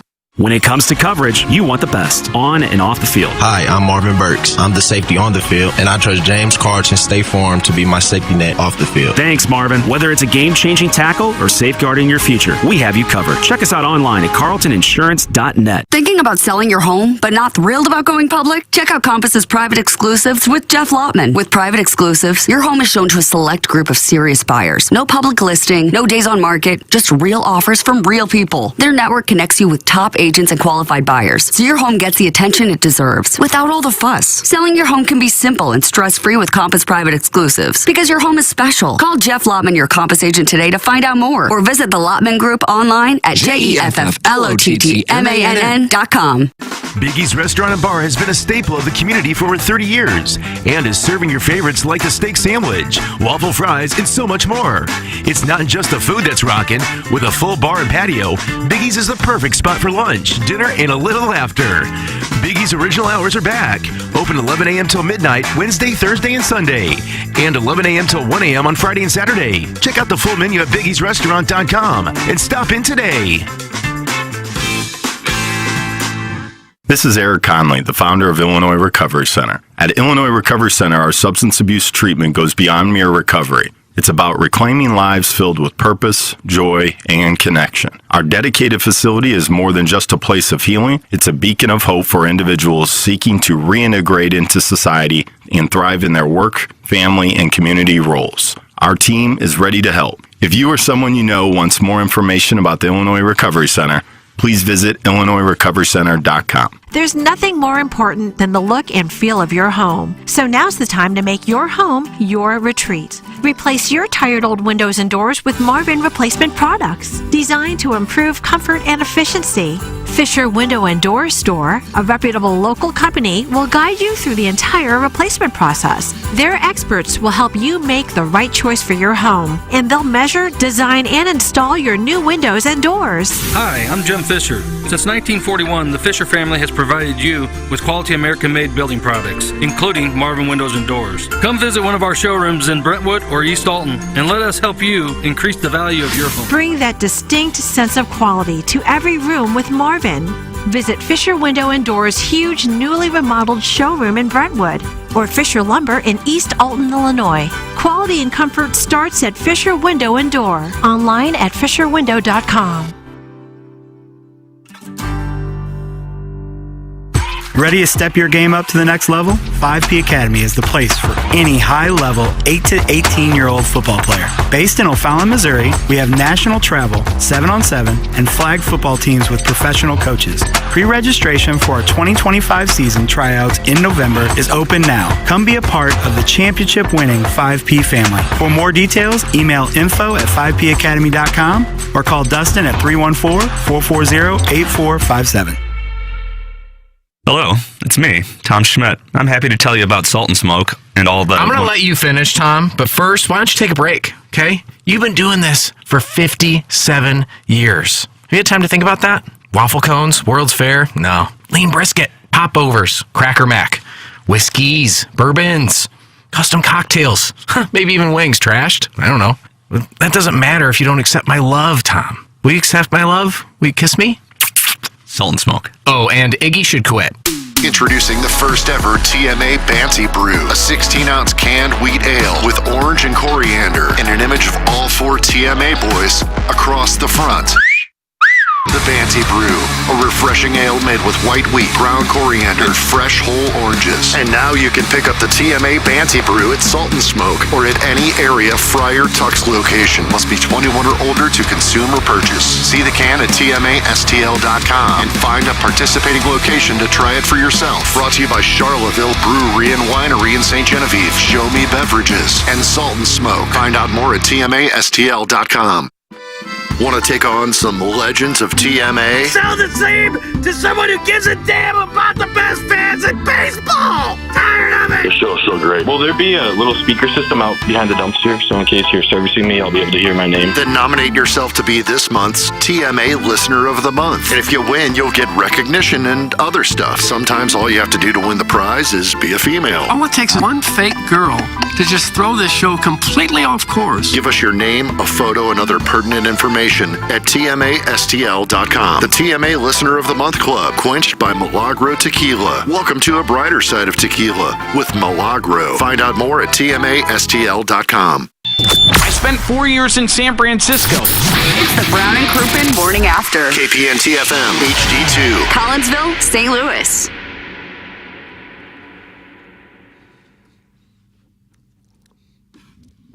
The St. Louis Baseball Cardinals. And spinning a 12-game improvement from last year into a successful season. Are you horse-plowing me out here? If that happens today at 2 o'clock, Doug, I'll be down there leaving a mic drop with Stephen Wildwood. Oh, you will. It's a Fisher Window and Door Store, 8 o'clock hour. Welcome, friends. My name's Tim McKernan. And, Doug, it's unbelievable. I've been in this market now for 25 years, and there's going to be a huge celebration at the Pink Slip for my 25th anniversary. What is the Pink Slip? Clip that off. That's a stag bar in, is it Brooklyn, Illinois? I don't know. That's why Brooklyn's like the Huntley of Illinois, I think. On the east side. Okay. Yeah, it's a little step up from Sauget. It is? Is it really? Is it a step up? It's a step down. It's terrible. It's possible to step down from Sauget? That's what I was wondering. There's nothing in that town except for a few homes and strip clubs and rub-a-dubs. Strip clubs and rub-a-dubs. Now, what's a rub-a-dub? Figure it out. Oh. You get horny from the strip club, you think something may happen, it doesn't, you got to go somewhere, and you just go right across the street. There you go. That's and you pleasure yourself. That's the business plan. You can call in. We're actually taking calls today. Zach and the Baldwin Beer Bitch. And now you got to wonder if the fake lesbian from Brooklyn will call in to try to win the Milagro Tequila Listener of the Month. Only 90 more minutes to make your claim. You can sign up at tmastl.com, and you can keep your anonymity, which is the most important thing. tmastl.com, Milagro Tequila Listener of the Month. Who will win it? All I know is Buck Swope will not be happy with the process. Is that correct, Jackson? He does not like your process for the Milagro Tequila Listener of the Month? Yeah, I mean, I really, it's not, I think it's a pretty open and transparent process. Mm-hmm. I collect the nominees. I then send them to you guys. We vote, and then we have a winner. Okay. Look, Marty even says it on our promo. Sometimes all you got to do to win is be a girl. That's right. We got 2 competing this month. Right. Did the fake lesbian submit her application? I haven't looked since I've gotten back, so I'll take a look today. When do you get back, boy? When did I get back? Yesterday. I got back yesterday late afternoon. Nice. How was the commute? Yeah. Yeah, it's not bad. You drive or 4.5 hours. train, 4.5 hours? plane? Drive. Oh. Yeah, it's 4.5.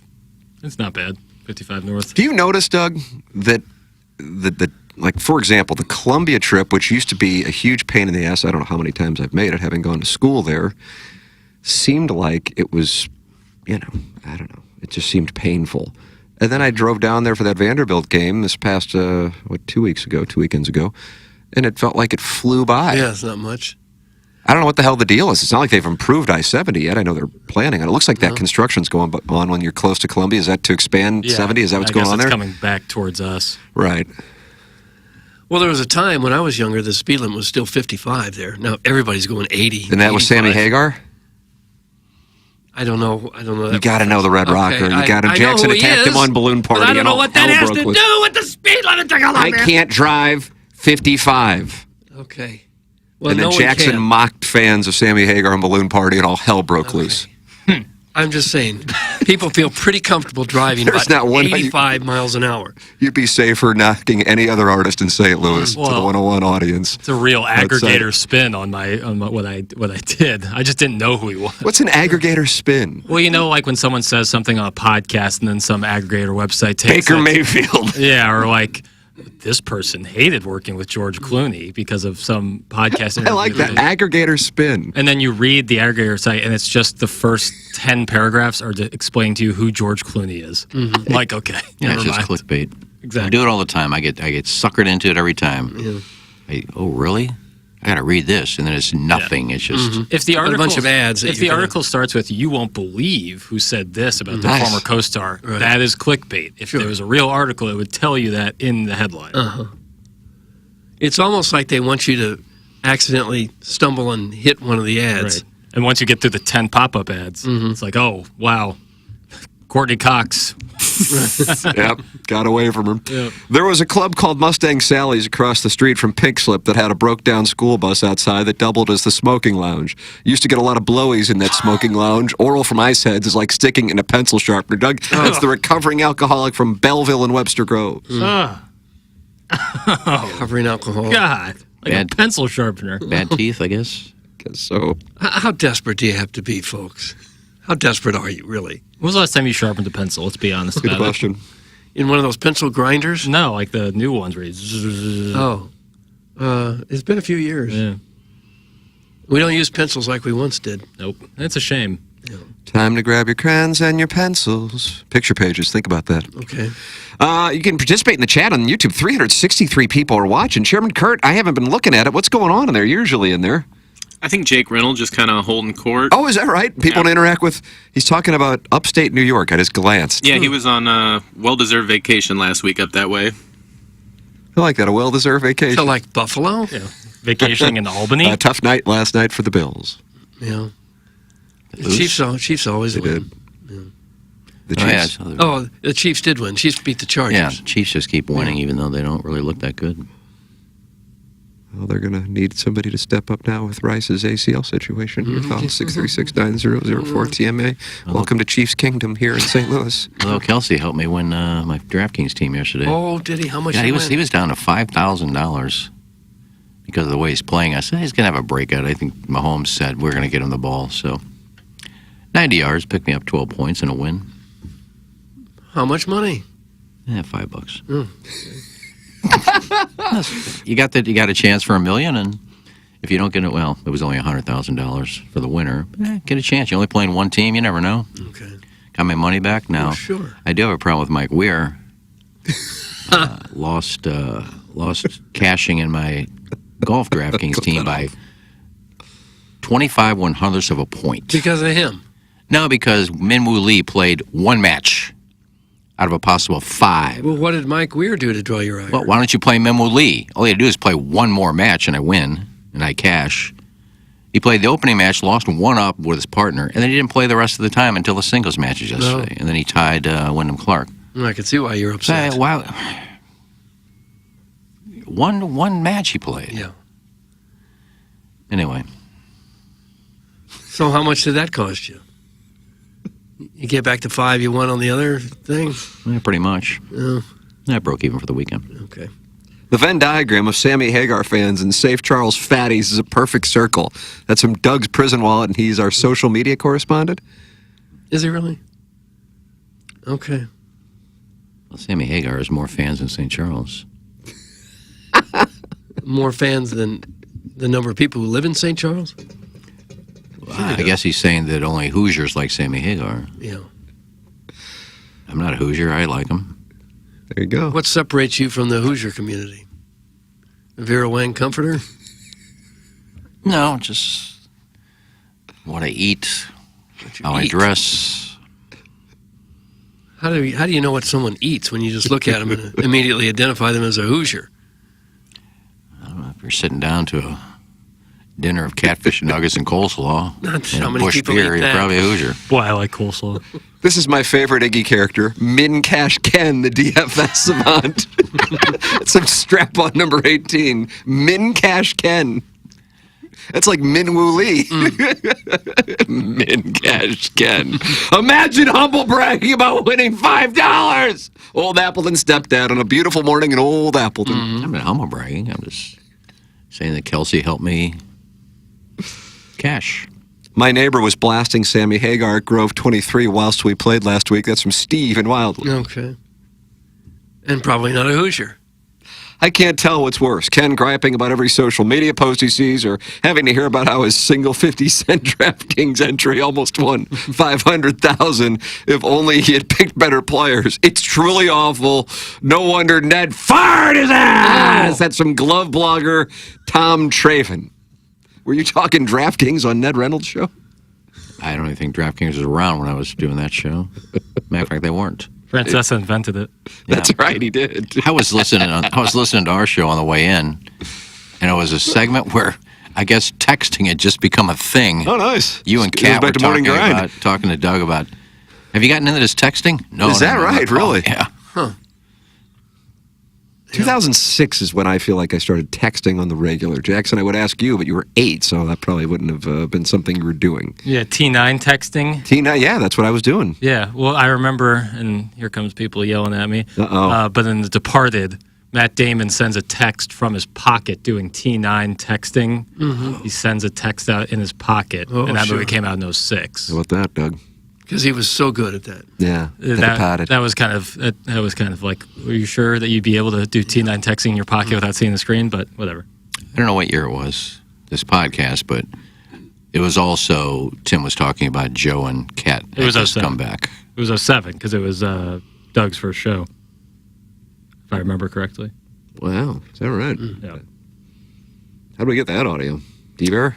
Prod Joe? This is again like the whenever you guys did the 10-year Inside STL anniversary, you guys had a bunch Doug, of August audio. 2015. I don't know the dates, Tim. I have all those files. And we had the party at the AB Brewery, and then we had it at Truman's? Yeah. The after party? Mm-hmm. And I walked around with a sign on my back I didn't know was there that someone had slapped on my back. And what did it say? It's free totem or something like that. I don't know. Kiss me. I have something stupid. I didn't realize I had it until I left. Anybody take you up on your offer? No. That was a miss. It's the 8 o'clock hour, and it's brought to you by Fisher Window and Door Store. Fischer, Fisher Window and Door Store. And Schaefer Door is the sponsor of the text inbox. It's a Monday morning, so if your garage door spring broke over the weekend, Schaefer sets times aside on Monday to come out and service the doors that broke over the weekend. Here's how you can reach them. SchaeferDoor.com. SCHAEFER door.com. SCHAEFER door.com. Call or text 636-782-3608. It's going to get you the quickest response time. They service all kinds of garage doors for service and new installs. They have Monday morning standby service for those doors that break over the weekend, and they service commercial doors as well. So if you run a business or warehouse with big, tall doors, Schaefer's experienced in these types of jobs. It's Schaefer Door Company online at SchaeferDoor.com. Schaefer Door is a Clopay Master Authorized Dealer and the sponsor of the text inbox here on TMA. Jackson Mark Hanna of Evergreen Wealth Strategies is a wonderful gentleman, and he Sherpas you around at life. He does. Not only with life, but with finances, and he also understands how those two things can intertwine so often. You know, happiness in life and saving money, those two things go hand in hand. Mark Hanna understands that. He knows about that. He can help you set up a plan that'll best set you up for the future. And then if you need to get on the phone with Mark, maybe you want to change your plan, maybe something new's happened in your life. Hey, maybe you just got married. That's certainly going to change things. Maybe you just had your first child. That's certainly going to change things. Mark Hanna can walk you through that, help you with any changes you need, and he's always going to be there for you just to get on the phone, talk it over. That's why I love working with Mark Hanna. Having somebody like Mark Hanna in your corner is so important for your financial future. Don't mess around. You want to work with someone who knows what they're doing and knows how to convey their message, and that is Mark Hanna. Call Mark Hanna today. 314-889-0503 or go online at evergreenstl.com. That's Mark Hanna with Evergreen Wealth Strategies. You can call into this program. We've already taken 2 calls today. That covers the over. 636-9004-TMA, brought to you by Collier & Thompson. Schaefer Door Company, sponsor of the text inbox, the way that many listeners participate, 314-881-TMA5. And then Design Air is the sponsor of the email of the day, the morning after at InsideSTL.com. Seth Goldcamp's company is online at DesignAirService.com. Doug, college football, how do you do? Well, I'm fine. I mean, I don't know. Hey, some people like some things, some people like other things, but I couldn't be more into college football this year and check the box off for this weekend with one of the biggest games of the regular season, absolutely over-delivering, I think, with Alabama and Georgia. You had the Friday night Virginia Tech Miami debacle, and you had ILL holding their own against Penn State on Saturday evening as well. Ole Miss losing at home to Kentucky, a team that lost 31-6 in Kentucky, against South Carolina. Nearly beat Georgia, and they're the Wildcats going in and beating Lane Kiffin's team for the 11 o'clock window. It's a Jim Dandy. Doug, where do you want to start? You start, and I will follow. Well, I guess with that Georgia-Alabama game, as I watched that, my thought was those two teams are in a world of trouble when Missouri comes a-calling. They're not going to be able to hold up to the Tiger assault. Nice. They're just not. I was saying to you boys during the commercial break, as much as, listen, I will be locked in from 11 o'clock to 3 or 3:30 this coming Saturday for Missouri and Texas A&M and College Station. By the way, the Aggies a 1-point favorite as of right now, as they were able to beat Arkansas this past weekend in Arlington. But I think it's also the obligation to just say what you see and communicate it honestly, and that is I'm watching Alabama in particular, and specifically Jalen Milroe, and thinking of the problems that Missouri had with Boston College quarterback Tommy Castellano, and then the following week, Diego Pavia, and thinking, as Kirby Smart said, Jalen Milroe might be the best running back in the SEC, except he's also able to throw it downfield to a group of wide receivers who include a 17-year-old, and all the while have the kind of protection that his offensive line affords him. Sweet mother of mercy, Doug. That's going to be put to the test here coming up at the end of October for the Fighting Tigers. This is why Alabama's in trouble. Nice. Because they don't know what Mizzou's going to be packing. Mizzou has held a lot of big-time plays back so that they didn't give away the whole playbook. And I think Mizzou will be bigger, stronger, faster than that Alabama bunch that I saw. I felt bad for Alabama watching them play. What are they holding back on defense? Well, they're holding back some of their top plays. Yeah, some of their spies. Yeah. Exotic blitz packages. Mm-hmm. When Saban left Alabama, they lost a lot. They're not the same club. They may be ranked number one. They haven't gotten a taste of what Missouri's serving up. That's right. Nicely done. Alan Dadeville, who is a Georgia fan, says that first half was the worst UGA has looked since the Ole Miss game in Kirby's first year. Beck was the doo-doo man. That's from Alan Dadeville. Yeah. I mean, that first half, Alabama looked like they were playing with their food. Like they could have been up more. They should have been. They got banged on that pass interference that was not called at the end of the half because that was going to be at least, I guess, 7. I mean, based on the fact that Georgia really couldn't stop them. Yeah, at least 3. But yeah, that was. But what kind of a coaching job is that on the part of Georgia to lose? To fall so far behind and then go into the locker room and get things straightened out. It was like the quietest comeback ever. Just like the next second you look up. That's the thing. There's 2.5 minutes left and they're up by 3. Well, they got the 2-point conversion, went up by 3. I really do advocate this, although I don't know what I'm providing as far as upside. I do it because it's my job. But, as a fan, when you watch the game, like I went back and watched Missouri Vanderbilt in its entirety last week because I was there, and I don't feel like you get the same thing when you're there as far as the angles. But going back and watching that Alabama-Georgia game yesterday morning and knowing what winds up happening, but then getting to see how it begins, the whole time I'm watching, I'm going, when does Georgia start this comeback? Yeah. And it really didn't start until kind of midway through the fourth quarter. Yeah. I mean, they got a touchdown, I think, with about 13 minutes left, but then Alabama, I think, got a 4th down stop and moved the ball down the field. And Georgia fumbled. That's when I gave up on it. Right, that's right. Yeah, they were up by thinking. They were down how by are they going to win this? 13 and fumbled like at their own 30, 35, 40-yard line. I said, well, this is over. Whereas I look at Milroe and I go, my God, I don't know how anybody, especially with the weapons he has, can be better. I look at Beck and I realize they had the comeback, but I don't know. I don't think that's there. And he didn't look good in Lexington 2 weeks beforehand either. So this may not be an outlier. And keep in mind, Georgia still has, if I'm not mistaken, Tennessee, and I know they have Texas, and I think they go to Oxford. Yeah, Ole Miss too. I mean, holy crap. Yeah. They have Tennessee, right? But Tennessee's in Athens, but they go to Austin and Oxford. Right. Now, I don't know what Ole Miss is. I watched that. Ole Miss was a team that hadn't played anybody, but because the numbers they were putting up and the ranking attached to them, I think they may have just been overlooked as far. They weren't tested. I mean, if there's one thing that's good for Missouri, they've been tested, even though they weren't tested by great teams. Ole Miss was not, and so when they got into a test against a team that just smothers you defensively, they were not able to respond, and that's critical. I mean, Ole Miss is in a hell of a spot themselves because I think they still have Alabama and Georgia themselves. So I don't know what the hell Ole Miss is going to do. It could be what took place in Oxford may have been the best thing for Missouri that occurred this weekend, as crazy as it sounds, just from the standpoint of there potentially being in that committee room hesitation to put however many SEC teams in there. The Big 12 is going to be really a stretch to get anybody more than one in out of the 11 teams when you take a look at that situation now with Utah having lost to Arizona. BYU, I think, actually is probably the team that at the moment looks the best out of the Big 12. Would you agree with that, Jackson? I know you monitor this stuff kind of like I do.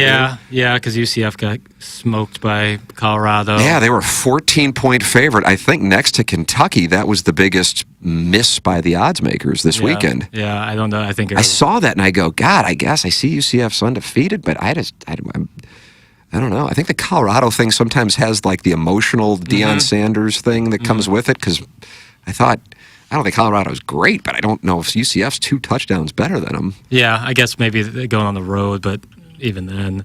And then obviously I think Arizona I'm not positive on. I don't think they're incredible by any means.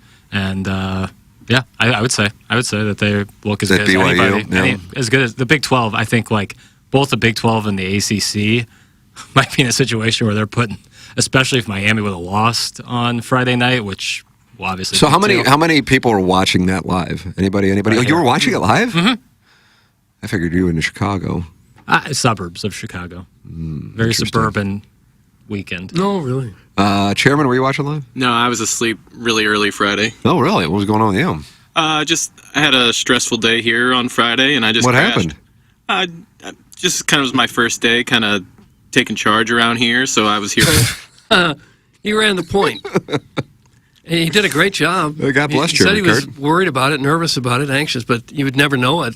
God bless Chairman Kurt. Tip of the cap. Yeah, no, I had a without a hitch. blast, and it was Iggy and Doug were great. You know, they're both instant offense, and Liv was great, Marsh was great. It was a fun day. No.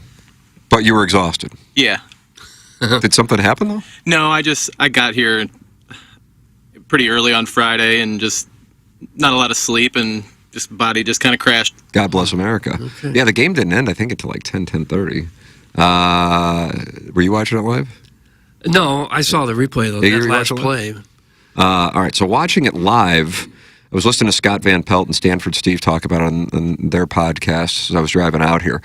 Because Stanford Steve asked the question, what did you think when you saw it live? Not, did you like the call or not? Did you and I thought he caught it when I was watching it live, and I thought the broadcast was awful. I don't know who was on. I think Andre Ware, who won the Heisman at Houston like 30 years ago, was on it, and I don't know who the play-by-play guy. I thought they were awful going into it. It was just, but neither here nor there. So it didn't surprise me that they butchered that, just based on what I heard. But again, I mean, they're calling a Friday night game. So there was that. Then Miami just starts turning off the lights and flashing the lights because that's what you do there. And so I'm going, God, I felt like he caught that, but okay, whatever. Because as a Missouri fan, I want Miami to lose. Yeah, that's where I'm coming from. But, you know, I mean, they're going to have other opportunities to lose. And bottom line is Missouri's going to have to win. If Missouri wins, it takes care of things. They're probably going to have to go 11-1. So Miami, very good chance Miami's going to win the ACC anyway. So with that all said, then they go, they're calling it a touchdown. They're calling it a touchdown. I'm going, that's what I thought. Then they show the replay, and clearly there's no, well, I say clearly. I don't want to insert my opinion in here as fact if it's not. I didn't see anything that really could tell you one way or the other as to whether or not it was correct. But therefore, there's nothing to overturn it. And so they're sitting there and they're reviewing it for 7.5 minutes. 7.5 minutes is how long they reviewed that. Mm-hmm. And then they come back. They don't, I don't know if we have the audio, but not that it would matter. Do we have any audio from We have the final play call, not the replay call, and then the Virginia Tech coach postgame. Brent Pry, Doug. Brent Pry. You always have been high on Pry. Very high on Pry, yeah. Then they come out and they don't really explain why it was overturned. It's just overturned, and then it's, and I'm going, and I hate that I feel this way. I don't really care. Again, Jackson says I'm running for office in 2028, so I'm not running in 2024. So therefore, I just say that what I think. I thought this last year when I was watching Missouri, Georgia. I thought it 10 days ago when I was at Missouri Vanderbilt. I felt it even more after going home and watching the game, and now I watch it, and I know other people are thinking it too. College football is at a point right now where conferences who have their officials are benefited by having their top teams that are in the mix for a playoff. Virginia Tech is absolutely not one of those teams. Vanderbilt is not one of those teams. Last year, Missouri could theoretically have been, but Georgia was certainly that team. And you're watching plays or penalties be called or plays being called in ways that are inexplicable. And I sit there and I can't help but think to myself, the way that they're handling this thing leaves it open, from my standpoint, this is me individually, to the theory that they're going to make sure that those teams continue to be undefeated and put themselves in better position to get into the playoff. It benefits the conference. I thought that last year when I was watching the game in Athens, there was a call against Drayden Norwood that still, for the life of me, it was unexplained. It was a late flag on a pass interference that kept a Georgia drive going. But I'm like, okay, I'm a Missouri fan. I've got to see it through my biased eyes. And then I'm down at that Vanderbilt game last week, and then I go home and I watch it, and Vanderbilt got banged. Even Missouri fans were actually acknowledging it, which is rare, that Vanderbilt got banged on so many calls last week. And then the broadcasts, Matt Stinchcomb, and go, I don't see where they're calling that. I'm going, God, what in the world? And this is something that benefits Missouri.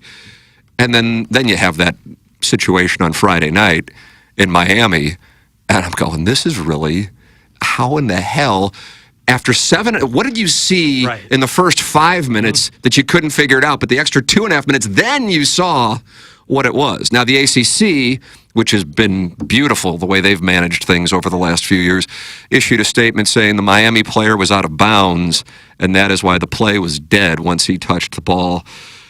I think it was so sketchy. Yeah. For the life of me, I don't know what the hell happened there, but I hate because I love college football more than anything right now, and I hate that I see this, and I look at it through the lens of how are they going to try to get the favorite that is in the mix to get to the college football playoff the win. I felt like I saw it last Saturday in Columbia. I went back to watch the game in part because I wanted to see that. And then I feel like I saw it this past Friday night in Coral Gables. Yeah, I when you saw it happen, I was just kind of watching like as a fan. I had money, but Miami wasn't even close to covering a spread. And so I was like, just like going with the broadcast. I was like, okay, I guess Miami wins. And they call it a touchdown on the field. I was like, well, this is going to be a situation. If you call it a touchdown on the field, there is no way you could watch that replay and just like if you would have called that incomplete on the field. Yes, that is a play because it's a massive man. That's Hail Marys. There's just 5 people piled on top. You don't know whose arms whose ass is who, and to see that replay, that's got to be, well, what we call on the field, we call it a touchdown. That's the only, there's no way you could definitively say that he picked it or didn't. Now, I'm not saying he did pick it off or he did catch it. I don't know. But what you call on the field should be the call after the replay. No doubt. There's no doubt. And it also doesn't help if you're a conspiracy theorist that game day's going to Cal Berkeley next week, and who are they playing? The Miami Hurricanes. Yeah, I see your point. You're talking about an awful lot of people being in on the fix. I'm not saying it's a grand conspiracy, but that's, I mean, I don't use 7.5 minutes. That's a primetime game for the ACC. I'm sure this is the absolute last way that any official wants a game to end. Right. Is some controversial play where you couldn't see everything. The outcome of the game is on the line. It happens so fast in real time. It's every official's worst nightmare to be involved in something like that. Now, how they came to that final conclusion, I'm not sure. I just know if you look at it from the view of the officials, that's the last thing they want to be involved in. Yeah. Yeah. They don't want that. That's a, I mean, I don't know who would dispute that.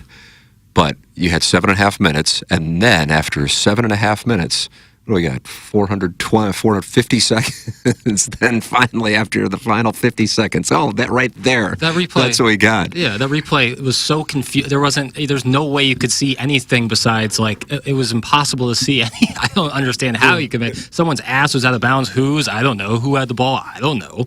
Here is Virginia Tech head coach Doug, the guy you really like. Yeah, you are high on pride. Very high on pride. Yeah. Happy to see him get that job. Hit the lead. I hope they got that call right. To take that, to overturn it and take it from our kids, our coaches, our fans, I hope they got it right. I ran over and said, how did you rule it? He said, touchdown. Normally when you look at something that long, it doesn't get overturned. I didn't think there was enough evidence to overturn it. So like I said, I hope they got it right. Doug, there he is, Brent Pry. That's a defeated man right there. Yeah, you have a whole bunch of officials running around on the field, so if there's not definitive evidence on the replay, I'm with you, Jackson, that you just have to go with what they call. You have to. Otherwise, what are they doing there? I will say in that game, and just kind of like college football as a whole this weekend, I would think like 4 of the top Heisman candidates are Cam Ward from Miami, Jalen Milroe, Ashton Janey from Boise State, the running back for Boise State. He goes off. Unbelievable. And then Travis Hunter. I think all 4 of them had like Heisman-like plays, like the plays you see in New York for the presentation. Cam Ward had an unbelievable break sack, toss it to his running back. Jalen Milroe had the pass to Ryan Williams. Travis Hunter had an unbelievable pick against UCF. Then the Boise State running back ran for 4 touchdowns. Nobody gets in on a blue playing field. That's crazy. So you are not allowed? Yeah. That is so stupid. It looks so horrendous. It's played out. Go back and look at the holding call that brought back a 60-yard touchdown run for Virginia Tech. It was unreal. That was worse than the touchdown call. That's from the Dover Soul. They absolutely handed that to Miami based on the tie goes to the team most likely to be a playoff team with a Heisman candidate. That's from Carlos Spicy Wiener. I am tired of all the holding calls in football. You watch the NFL, every other play is a penalty. And then they show the hold, and it looks like the same things happen all over the line. That same stuff happens at every play. On that hold in the Miami Virginia Tech game, which was bad and took a great touchdown off the board, the ref had the sassiest throw I've ever seen of a penalty flag. It was like it was very like, and they held his follow through with it. I encourage people to look it up on Twitter. They re-officiated the play, which isn't what replay was designed for. It's supposed to overturn clear and obvious errors. That play wasn't clear or obvious. That's from Chief J. Strongblow with his observation on it. Now, I mean, once they waited 7.5 minutes, I'm like, God, I'm not sure one way or the other. But, I mean, obviously there isn't anything to I say, obviously, in my opinion, there wasn't anything to overturn it. A number of people certainly share my perspective, and they come back, and then there's no explanation. Right. It was just like, oh my God, why is this happening? This sport, it's like when I watch baseball in the stupid-ass postseason format, I go, these things that I fall in love with, they start to mess with. And again, I don't know this. But I mean, I couldn't help but think that after the Missouri-Vanderbilt game, I'm going, oh my God, they're trying to help Missouri not have this season blow up in, the third week of September. And then I see that crap on Friday night in Miami. And the whole time when I'm watching in Oxford on Saturday morning and afternoon, I'm thinking to myself, how are they going to help Ole Miss out and take care of them here? And they really didn't. Ole Miss had a weird spot. Lane Kiffin could have gone for the first down on fourth down. He elected to kick it. Here is the call of the biggest upset of the weekend, 21-point favorite, Hottie Toddy. All right. Good gosh almighty, going down to the Wildcats of Mark Stoops. Charlie Pollock is the holder. Carter Short, the snapper. They do their job. That kick is no good. A low duck hook. And Kentucky is going to win at Oxford for the first time since 1978. What a win for Mark Stoops. There it is. Yeah. So I don't know how Ole Miss, I mean, they certainly can get back in. They're going to have the opportunity, but that is going to be quite a spot for one of those, teams in the SEC that already has a loss in September because Georgia and Ole Miss will be playing each other. I think both of them, if they were to go 10-2, without question, would get in based on the strength of their schedule. But it is not a spot for Ole Miss that I think they would have the equity at 9-3. So they may have room for one more. And so far, their non-conference schedule is actually less impressive than Missouri. Doug, you love Furman, but they lost 76-0 to Ole Miss. Yeah, referees got him on that one too. Missouri's friend from last year, Middle Tennessee, 52-3. Wake Forest, Missouri's friend from a couple years ago in some bowl, lost 40-6. Georgia Southern, 52-13. Then they get beat by Kentucky in their defense, 2017. They go to South Carolina this week, and that'll be an intriguing one, trying to figure out what South Carolina is as far as Missouri potentially in November. Then to Baton Rouge. Then they get Oklahoma at the Grove. Then to Fayetteville, Arkansas. I don't think Arkansas is as bad as maybe many, including myself, thought they were going to be this year going in there. Then they get Georgia. Then they go to Gainesville. Then they're at Mississippi State. So they don't play Alabama this year. I thought that they would always be playing Alabama. I apologize. But they still have South Carolina, LSU, Oklahoma, Arkansas, and Georgia. And I don't know what the situation will be like in Florida by November 23rd. But they still have to go to Gainesville, and I think Mississippi State is just warm garbage. But who knows? How long was the field goal Ole Miss missed? 44, I want to say. Yeah, not super long, but he missed it by a country Yeah, mile. he snapped it just like Vanderbilt's kicker did against Missouri. When they went for the reaction shot of the coach, I half expected to see Lane Kiffin ripping up the kicker's scholarship paperwork there on the sideline. They said he was a good kicker too. He had It's like their all-time leading. That's the difference. field goal Like kicker. when you watch college and the NFL, like I feel like one of the biggest differences is kicking because we watch the NFL. Guys are just 100%. Couldn't agree with you more. nailing like Younghoe Koo. And now, yesterday. guys, just 60 plus. You don't even think of it. Yeah, the just, Green Bay you know. kicker missed a couple yesterday. Cost the Packers the game. Yeah, like It's just Minnesota. nailing them, no doubt. And then college kickers, even the best ones. I mean, people have a short memory, but Harrison Mevis had a couple of really bad misses early in his career and even The last Auburn one year. was the most famous the one. Auburn But brutal. when Butker starts lining up for kick, you just know it's Absolutely. it. You just But in absolutely college, know. it's such a crap. Like you could have And Georgia's understandably kicker so. on the SEC championship with on the line. It could be a 35-yarder. He could shank it. The You never kick know. six took place because Alabama's kicker missed a bunch of field goals, not just the one that became the kick six. He missed a bunch of field Well, goals. as you know, I was a great kicker myself. Yeah, I remember but, that. But Jim Bakken got the job for the football Cardinals over me, which is I didn't know that. disappointing.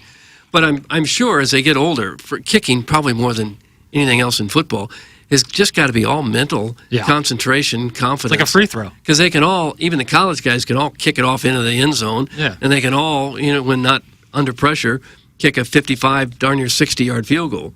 It's just at age 19, 20, whatever you are, do you have that same kind of confidence and mental strength that the NFL guys have, who are sometimes 10 years older? And that's why I thought they might not go back to the Mizzou kicker in that Vanderbilt game. I just figured he had to be so rattled. I wondered about that too. I heard Gabe on his post-game show saying he wouldn't have kicked it there, And hey, obviously, But he did. Yeah, give him credit. Then, and to his credit, he striped that thing right down the middle. Mark my words, an NFL kicker will kick a 70-yard field goal this year.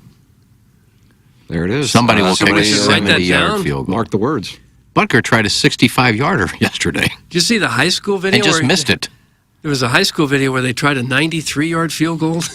What, did you get 10 steps to run up to it? I don't know. I don't know what they were thinking. 93-yarder. 30 yards It came short. way short, and the guy returned it for a touchdown the other way.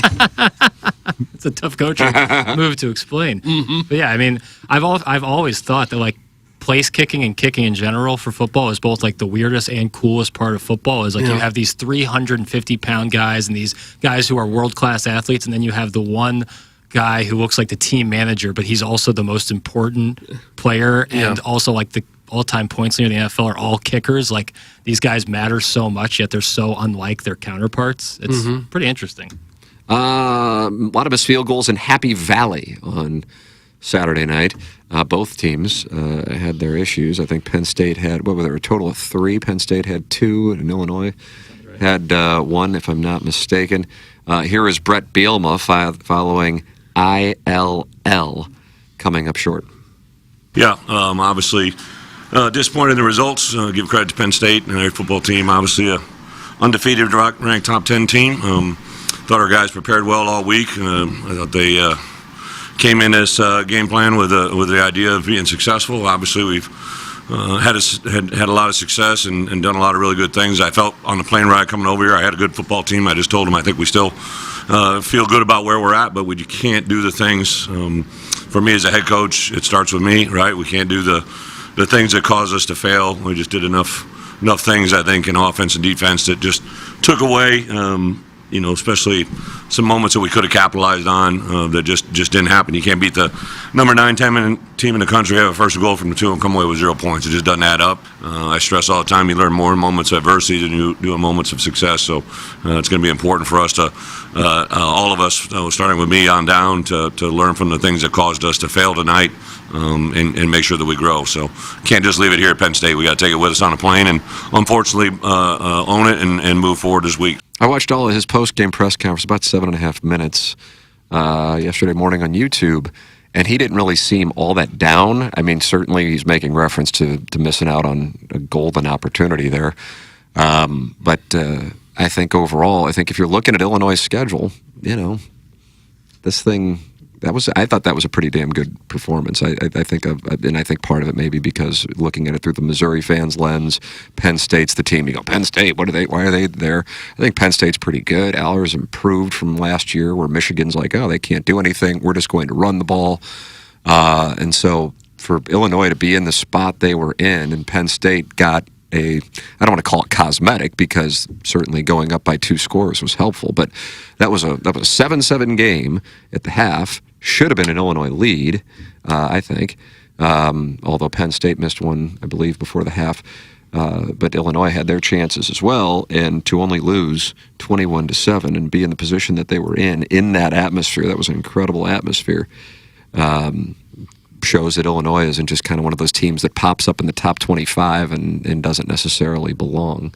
So I think that if I'm an Illinois fan, I'm excited about the opportunity over the next couple months. You get Michigan for a significant weekend celebrating the 100th anniversary of Memorial Stadium. You get to go to Oregon. And then, like I said, I don't know what Rutgers is, but so far Rutgers looks pretty good relative to what Rutgers' brand has been. More importantly, from that Penn State-Illinois game, the takeaway was both teams wore the uniforms they're supposed to wear. You like the uniforms? They both look like who they're supposed to look like. They didn't wear something that looked like the Garanimals pajama collection that Mizzou gets out there in. Did you see the Mizzou basketball announcement over the weekend? Yeah, Doug, I couldn't wait to get your... Yeah. What do you think? They're wearing the Norm Stewart 1980s and 90s jerseys. They look fantastic. But I thought the brand was the Oval Tiger. Yeah, not anymore. That is going to be the Block M on the basketball jerseys. There's a white one, there's a yellow one, and there's a black one. Yeah, I'm fine with that. I think that basketball jersey looks great. And that's what Derek Chivas wore. I think so. That's what Doug Smith wore, Melvin Booker. Okay, yes, they wore it. They unfortunately have to center the number in the middle, whereas in those players you just referenced, it used to be on the side. Off to the side? Yeah, it was like a better look. So now they have to center it, and for whatever reason, that is like a little off-putting to the eye, but I liked it. I like the move. I think it's cool. Yeah. I think going old school is cool. But I thought Drinkwitz said last week the brand is the Oval Tiger, and now they're going Block M, though, on the basketball jersey. Yeah, that would certainly, that would be. I guess you still got here. You still got to spell out Missouri. You can't do that with a tiger head on the first letter. Yeah, I'm glad they're getting Block M. I'm glad they're getting away from the Oval Tiger gold uniform of the past couple of years they wear for the bragging rights game. Look like a track uniform. Yeah, it's a thing. They have been wearing the Oval Tiger. Yeah, it looks they have been wearing it. Yeah. But the uniforms, the white and black uniforms the past couple of years, just say Mizzou in the current font, and now they'll have the Block M dominating it. That's nice. But these are for sure like throwback inspired uniforms. So putting the Oval Tiger in there would feel weird. Maybe the football team will do that too. Throwback to when they had good uniforms. Uh-oh. Opinions? Everyone has one. Exactly. I like the look. I think both old school and new school Mizzou uniforms look great. I can like them all. A while ago we were talking about iced tea and also field goals. Anybody know off the top of the head the NFL record field goal? 66 yards, Justin Tucker. What year? 2023. No, see, you don't know. You didn't know. 22? No, He kicked the game winner against the Lions. That's 2021 here. Okay. Was that against it was Justin But Tucker, you're right, though. 66. Yeah. Justin Tucker. Yeah. Iggy says someone will make one from 70. I think so. Maybe out in Denver or That somewhere. 66, I think, hit the crossbar and bounced forward. So that, and Justin Tucker is the best of them, I think. So that might be. But sometimes you see a guy kick like a 50-yarder and it lands two-thirds of the way up that net. You think, wow, that would have been good. At least another 10 yards. Yeah. Zerline missed one from 50 yesterday that would have given the Jets a win. So you still got to kick them just because they got big legs. Did the Jets not win? They lost to the Broncos 10-9. Am I right on that, Doug? Yeah. That's Doug. Yeah, the Broncos won. Yeah, Zerline had a John lost 50-yarder in the fourth quarter, would have won the game, and he missed it. Iggy, how long a field goal do you think you can make right now? I smell a video coming. 20. 20, that's not very far. No, it's not very far. That's like at the 10-yard line? Yeah. Well, I don't have much of a leg. Yeah. I used to kick him with the toe. Straight ahead? Yeah. Like Lou Groza. Yeah, Jim Bakken. Mm-hmm. And you beat him out, Doug? No, he beat me out. Oh. But it was politics. Let's be clear about that. Politics. Yeah. Tell me, let's see, about Schaefer Door Company, if you would, because they're a sponsor of our text inbox. Mm-hmm. Well, that's the name you need to think about with anything garage door. If anything goes wrong, if you're looking for a new one, you should think Schaefer Door. Why would I think of anyone else? I don't. When my garage door stopped working, I thought Schaefer Door. Who else would I think about? No, nobody. I don't know any other company really that comes off the top of my head other than Schaefer Door.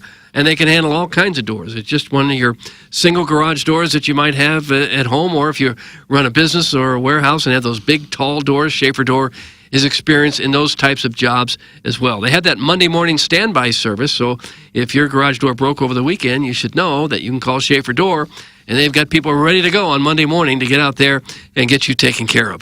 I'm going to go ahead and give their number that you can call or text for more info. Here it is, 636-782-3608. You probably got a better chance to remember their website. That's SchaeferDoor.com. You said, okay, how do you spell Schaefer? Oh, we've spelled it many times. No.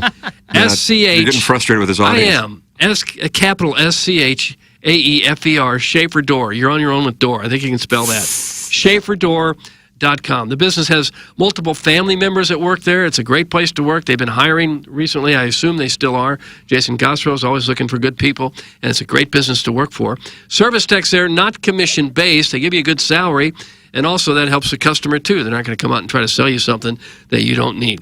Big enough for any kind of job, small enough that you can actually talk with a real person when you call Schaefer Door with an issue. Great company to have. They install those new LiftMaster garage door openers. Strong, quiet, and versatile. Go to SchaeferDoor.com. Schaefer Door is a LiftMaster partner. 100 West Dental. And Dr. Brandon Pryor, I saw him interacting in the YouTube chat earlier during today's program. Yeah, he was in there talking it over, especially when the Baldwin Beer Bitch was talking about the reverse dental cucking. Yeah, what did you think of that? He's on board. Is He's he really? willing to make it happen. So Baldwin Beer Bitch, get in contact at 100westdental.com, 100westdental.com, or call 636-585 0100. They built a brand new office right across from Munganess, St. Louis Acura, on Manchester in Baldwin, so it's convenient for her. And they allow you to book your schedule with no phone call. Just check the calendar online for availability and book right then and there. Use my name to get $1,000 off an Invisalign package. It's 100 West Dental. Online at 100westdental.com, or you can call 636-585-0100. It's 100westdental.com. Send your emails in. Design, air, heating, cooling email today. If anybody other than Buck Swope wins here in 40 minutes, Kevin Miller wins the month of September. This is it. Yeah. If Buck Swope wins, we have a one-game playoff tomorrow. Unbelievable for this month of September. Design, air, heating, and cooling email today. It's fun, though. It is fun. Kind of like the Mets and Braves playoff. Doubleheader. Yeah. So if they split, they both get in. Then there'd be three teams with the exact same record. Arizona would have the same record, too. But Arizona loses out by virtue of tiebreaker. By virtue of something. Penalty kicks. I know, it's too far out there, I think. And, too far west. And if if one team wins both games, the Diamondbacks get in. Yeah, I have someone put out a great little grid for today. Take a look at the grid, Doug. What kind of grid? If they split it, Braves, Mets make the playoffs. If Braves win both, the Braves and Diamondbacks make the playoff. If the Mets win both games, the Mets and the Diamondbacks make it through. You think the two teams might get together before the game and say, hey, we'll take the first one, you win the second one, so we're both in? The split is the only way they both can get in. Yeah. So. I mean, once the one team wins, they're in, right? Right. So, like, if the Braves were to win then you get to send out some butt-ass. Right. And the Diamondbacks just sit there on the Davenport. Yeah, they're on the Davenport. Getting cucked. Yeah, well, you're sure not going to waste any more of your pitchers with a playoff game coming up. The team that wins the first game is essentially going to send out their version of a JV team. That's right. Yeah. And why wouldn't they? Right. And then the other team has all the motivation in the world to beat the hell out of the JV team. So the split seems like the likely scenario today. Doug, you like a good guessing game? I love guessing games. Yeah. Austin Mock has his mock. I remember Angie Mock from Channel 2. Oh, yeah. This is her brother, Austin. Okay. And he has his mock college football playoff. Okay. Do you want to? Am I going to have to guess all 12 teams? That's the guessing game. All 12? That's the guessing. Well, can I get a look at the current rankings or anything? Yeah, go ahead. Who do you think? Doug's work husband. Okay. And I got to guess all 12. I mean, you should be able to. Okay. The Alabama. No. Alabama's not in? They're not number We're one. going in order here, brother. Yeah. This is Austin Mock. Oh. The Mock. Who the hell is Austin Mock? Why is he chirping? You were critical of his work yesterday, or last week, I'm sorry, when he gave out his rankings in his college football I don't playoff. like his rankings. But you're a fan of his sister? He used to work at Channel 2? Yeah, she was marvelous. Yeah. I don't know what happened to her. I guess Just did a show with her. Hadn't been there a while. Oh, did you? Yeah, she did a show with The Woman. Yeah. But I don't know her brother, from Adam, and I don't know why his rankings are so off kilter. Well, I think you should take a stab at number one. Yeah, I mean, that's the guessing game. You're asking me who's going to be number one at the end of the regular season. Yes, Per Austin Mock's. And he doesn't think Alabama's going to be it. Look, Austin Mock's most likely bracket. I don't care what Austin Mock thinks. This is the list of record. Just start naming some teams. So I got to come up with someone else. And it's not Alabama, Texas. No. God bless it. Miami. No. I'm trying to think of teams that might go undefeated. Oklahoma. Don't give Ohio hints. State. I State. tried, and he guessed Oklahoma. Well, I saw an O. You were making One an O. loss. I know. Oh, I was trying to be quick. there's three teams, I guess. Ohio State. Yes. there Okay, you go. wow, this is a great list. Stop it. Who do you think's Alabama, number 2. No. No, of course not. This is Austin Mock, remember. Yeah, you got to know the way he picks. Georgia, number 2. No, of course not. No, his first name's Austin.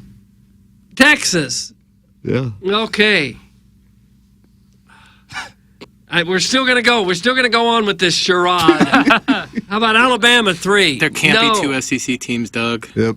Chairman's losing patience with you. Yeah, pick one from each conference. Okay. So we've taken care of the Big Ten, and we've taken care of the SEC. ACC, Doug. Miami.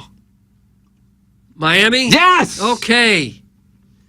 Big 12. The Big 12. I don't even know who's in the Big 12. There's no way to know who's in the Big 12. How about BYU? No. What does it start with? You. Uranium Tech. Utilization State. Utah. Are they in the Big 12? Utah's in the Big 12. Of course they are. Where else would they be? Utes. Cam Rising. This is the worst list. Well, you are down on Austin I'm Mock. down on this list. Down. You think it's going to hurt your relationship with Angie to critical? I haven't talked to Angie Mock in 20 years. Yes, Bob. Yes, I wanted to talk about Tom Brady. Okay. And I also wanted to talk about Phillip Rivers. Well, go ahead. I also wanted to talk about Carson Wentz and Drew Brees, Andrew Luck. Get rid of him. Come on, let's go. Get rid of him. Took 5.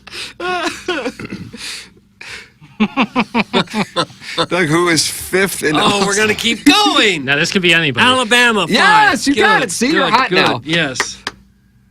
Oh, and then we're going to keep going. Well, yeah. Georgia. Nope. No. No, I said Miami. Oregon. Yes. Okay. So you got this figured out now. I don't. We're still going to keep going. How about Penn State? Nope. Jeez, I hate this. We still haven't done Georgia yet? Georgia, 7 right. There you go. Okay. Yeah, they're 7. What are Mock's credentials? What's he done? Wait till you hear one of them is nuts. I don't get one of his picks. Now, how about now Penn State? Yes. Okay, here we go. All right. Now things get weird. How about now Missouri? No. No. Don't scoff at me, Jackson. This is Mock. Okay. Don't get mad at me. Get mad at Mock. Mock is not popular on How Tiger about Boy. USC? No. No. What does it start with? T. Towson State? Nope. Truman State? Nope. Schrader. T. Tennessee? Yes. Oh, okay. Penn State traveling to Neyland on December 20th to host James Franklin.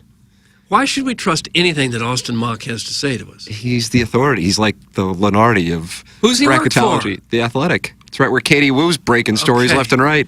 Now he has one team in his 12-team playoff that I don't see in what world they could ever get in. Uh-oh. Initials?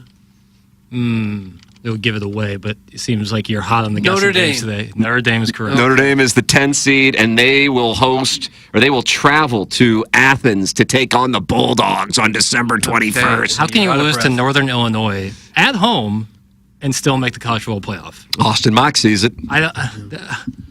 How could that be possible? Are they even in a conference? No. It's a weird deal. They're in one for basketball, though, right? They play the ACC in basketball? Yeah, during COVID, they were in the ACC for football. Yeah. All right, Doug, who's 11? Oh, God, this just goes on. USC. Yes. Okay. And then 12. 12, Missouri. No, can't be. We're out. Ole Miss. Can't be. Oh, can't be, of course. Remember, there has to be a group of 5 team. that Oh, gets in. group of 5. Kiss my ass. Who do you like out of group of 5? Boise State. Yes, blue Okay. turf. All right, I don't like the blue turf. The teams on the bubble, according to Austin Mock: Ole Miss, Clemson, Kansas State, Louisville, and Arizona. Jesus. Jackson's getting mad Missouri's now. not even on the bubble. Not on the bubble. Yeah. That's like, what, 2 or 3 Big 12 teams ahead of Missouri? He's got Arizona at 18, Iowa State tied with Arizona at 18, Indiana's at 20, Tulane is at 21, LSU is at 22, Missouri is at 23. Jesus. Well, if you didn't have an emotional tie to Missouri and you just watch the games, you wouldn't think they're any higher than a top 20 team. Well, there's several teams on that who, like, just resumes are worse than Missouri's, even though Missouri's really not played anybody yet, including Notre Dame, who he has in the college football playoff despite losing to Northern Illinois. They did beat Louisville. Okay, nice. They lost to Northern Illinois They at home. did beat Texas A&M on the road. Texas A&M is not who has not looked like we think Texas A&M was going to look at the beginning. But they do have a couple of nice wins. They have Texas A&M on the road. I'll give them that. They play USC later in the year, and they beat Louisville. But you lost to Northern Illinois. Like Mizzou. Why do you hate the Huskies? Why are you standing for the Irish? That's the worst loss of the year. If they don't lose another game, they'll get in. Yeah. I don't understand it. You're allowed to stub your toe once. Not maybe against twice. Northern Illinois. You can stub your toe against Kentucky if you're Ole Miss. You can stub your toe against other Power 5 schools. You cannot do it against Northern Illinois and still get in. Hearing Jackson stewing about this Tigers ranking is music to my ears every weekend. Hearing from aggrieved Mizzou fans. I cannot wait until next Monday. That's from Big Tufton. He's got the Aggies beating the Tigers, I guess. What a fun way to exist. But my problem with Austin Mock is nothing to do with him ranking the Tigers low. They haven't proven anything yet this year, so I don't blame somebody for ranking them low. You win, that's how you silence the doubters. Yeah. But putting Notre Dame in the college football playoff, I don't see how they can make it. What if they run the table the rest of the way? You lost to Northern Illinois at home. That should count again. Do games just not count? Well, they do, but you're not going to have 12 undefeated teams. No. Everyone's going to have lost to 1 or 2 teams, probably. Not Northern Illinois. Well, I think that's a stain you can't come back from. But maybe I'm off. Maybe people disagree. I don't So know. let's say Georgia goes 9-3. They lose to Roll Tide, Hotty Toddy, and the Longhorns. Okay. And then Illinois runs the table. They're 11-1. Who gets in this tournament? I would put Illinois. how you going to look those kids in the No, eyes? did I say Illinois? I'm sorry. Yeah. I meant to say Notre Dame. Notre Dame. I apologize. So Georgia's Notre Dame would be 11-1. Georgia loses.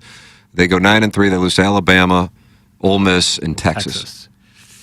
It kind of depends on what Ole Miss does for the rest of the year. Because if Ole Miss runs the table, that would be okay. But if Ole Miss slips up again, They got to go to LSU. Columbia, South Carolina. Yeah. They got a trip to see Brian Kelly grinding on them down in Baton Rouge. In that, like if Ole Miss runs the table is still 11-1, and Georgia has a loss to them, I guess you could put Notre Dame in above them, but there has to be someone else out there. Like I don't see a. So you got Notre Dame eliminated. There has to be better resume. There have to be 10, not because the group of 5 thing is important. There has to be 10 resumes out there better than Notre Dame, or I guess with -4, so 6. There has to be 6 resumes better than Notre Dame's at the end of the year with a loss to Northern Illinois. There has to be. Notre Dame's loss is automatically disqualifying. That's Sticky Ricky. Hey, pal! Notre Dame's 100% in if they go 11-1. That's from the 4-2-3. Then I don't want to hear another damn thing about keeping it close against Vanderbilt. If Missouri's having to worry about the close game against Vanderbilt, but Notre Dame can get in with a loss to Northern Illinois, make sense. Missouri's an underdog to an unranked team! They got 6 exclamation points? Or is that 5 exclamation points? I don't care. That's from the total package. Okay, well, what happens if they win? Total package, call in 636-9004 TMA. People care about stuff that doesn't matter. I care about wins and they care about losses. And Notre Dame has a loss to a bad team at home. They've only got one tough game, and that's USC at the end of the year. Yeah, you talking about what left? Notre Dame. And Louisville, I guess if Louisville can maybe even scare and get into the ACC championship, that would change that win. But if they The don't, issue for Missouri is Notre Dame's schedule is going to be comparable to Missouri's, except Missouri would have the loss to Alabama if Missouri were the 11-1 team. Right. See what I'm saying as far as wins go? Right. But if that were the case, they're both 11-1. It's Missouri without even a question, because then you'd have wins against A&M on the road, same as Notre Dame, and a win against Oklahoma. the Oklahoma situation is. Well, it's better than Notre Dame's. Well, we don't know. I mean, we don't know. It's still 6 weeks away. For sure. Yeah, I mean, it's too early for anything, but I would. But I mean, that means Notre Dame would have beaten. And listen, I obviously want Missouri in, but I'm attempting to call the ball, the strike, the strike. If A&M is their common win, but they have a win against Louisville, then you see how Louisville plays out, and then also they would have a win. Are they playing USC in LA, or are they playing them in South? At USC. It's at USC, so then they have a win on the road against USC. Yeah, it all depends also on what USC is like. Because that's the last game of the season. Come the last game of the season, what is USC? Is USC still ranked? Are they ranked high? Are they threatening? Then that changes things. But as it stands right now, their schedule does not look hard enough that if they run the table, that they could overshadow that loss in Northern Illinois. Here's my observation. I think you're going to see this play out over the course of the next 2 months. There are programs who get excused for either close performances or losses, and then there are programs who, no matter what, they're going to be on the outside looking in. Until they actually do have one of those signature wins and a run. And Missouri is currently the latter. Following all the games in the SEC on Saturday night, they went to the studio, and you had Chris Doering and Benjamin Watson in the studio, and they gave their top 5 in the SEC, and Benjamin Watson had Ole Miss at number 5, and Missouri was on the outside looking in. And that's a team that has beaten absolutely no one to date and just lost at home to Kentucky, a team that lost 31-6 at home against South Carolina. So that kind of gives you an idea of whether one likes it or dislikes it. It doesn't really matter. The perception of Missouri that I think they may not have belonged anyway, and then when you have 2 near-death experiences, one real near-death experience against Vanderbilt and the other one a closer game against Boston College, that Missouri's got the uphill climb versus perhaps even an Ole Miss, which is by no means some long-time established powerhouse, So keep an eye on that. That's why it is imperative that they win this Saturday, and they are 1-point underdogs as things stand at the moment. Gabe will join us tomorrow, by the way. He was not going to be able to join us today. That was always in his schedule. It's upsetting to me that Jackson is totally dismissing the notion that this Northern Illinois bunch are known as giant killers. Yep. They ended up losing. Who the hell they lose? Because they didn't play a giant. Some absolute scrub. They only kill the Giants. They kill the Giants. When David comes along, they let him go. Yep, they do. They're gentlemen. Yeah, they beat Notre Dame and then followed it up against Buffalo in OT and lost. The team that Missouri. Buffalo's a rough bunch. Just absolutely smoked. And the Northern Illinois lost this weekend too, Jackson. To NC State. That's Bear Boy, NC State. How the mighty have fallen. They'll take on the Minutemen from UMass. Oh, they got the UMass? On Saturday. So we'll see. Yeah, we're 12 days away from Amherst. Maybe Northern Illinois can get in the playoff if it's just whatever. You still going up to that UMass game? Fall foliage. No, you're not going now. There's literally so much good college football on. There might be chances where I'm like only half watching Mizzou. What if Missouri had better uniforms? Do you think that would help their chances? That's yes. from Brian Hedge. Yes, it would. They would look more like a legitimate contender. Maybe not overrated being at 19. That's in Gary Pinkel's self-etiquette. What does that mean? I'm not sure. You sound like you've given up. I have pretty much. After this list by Mock, I'm just so frustrated. So Moxie has USC way up in the rankings, and he has ND in the playoff? It's a good point. I mean, those two teams meet. USC's got a loss to Michigan. Notre Dame has the loss to Northern Illinois. So who's he got winning that game in Los Angeles in November? I don't know. Based on this, I guess he's got to have Notre Dame winning it. Has to. There's no way they could be a 2-loss team and one of them, again, being Northern Illinois and then still get in. No way. And they can't even get out of the 4 conference champions get the automatic bye. They don't even have that option. October 25th, Boston College hosts Louisville. Watch that decide if Mizzou or Notre Dame gets in. That's from Larry Thornton.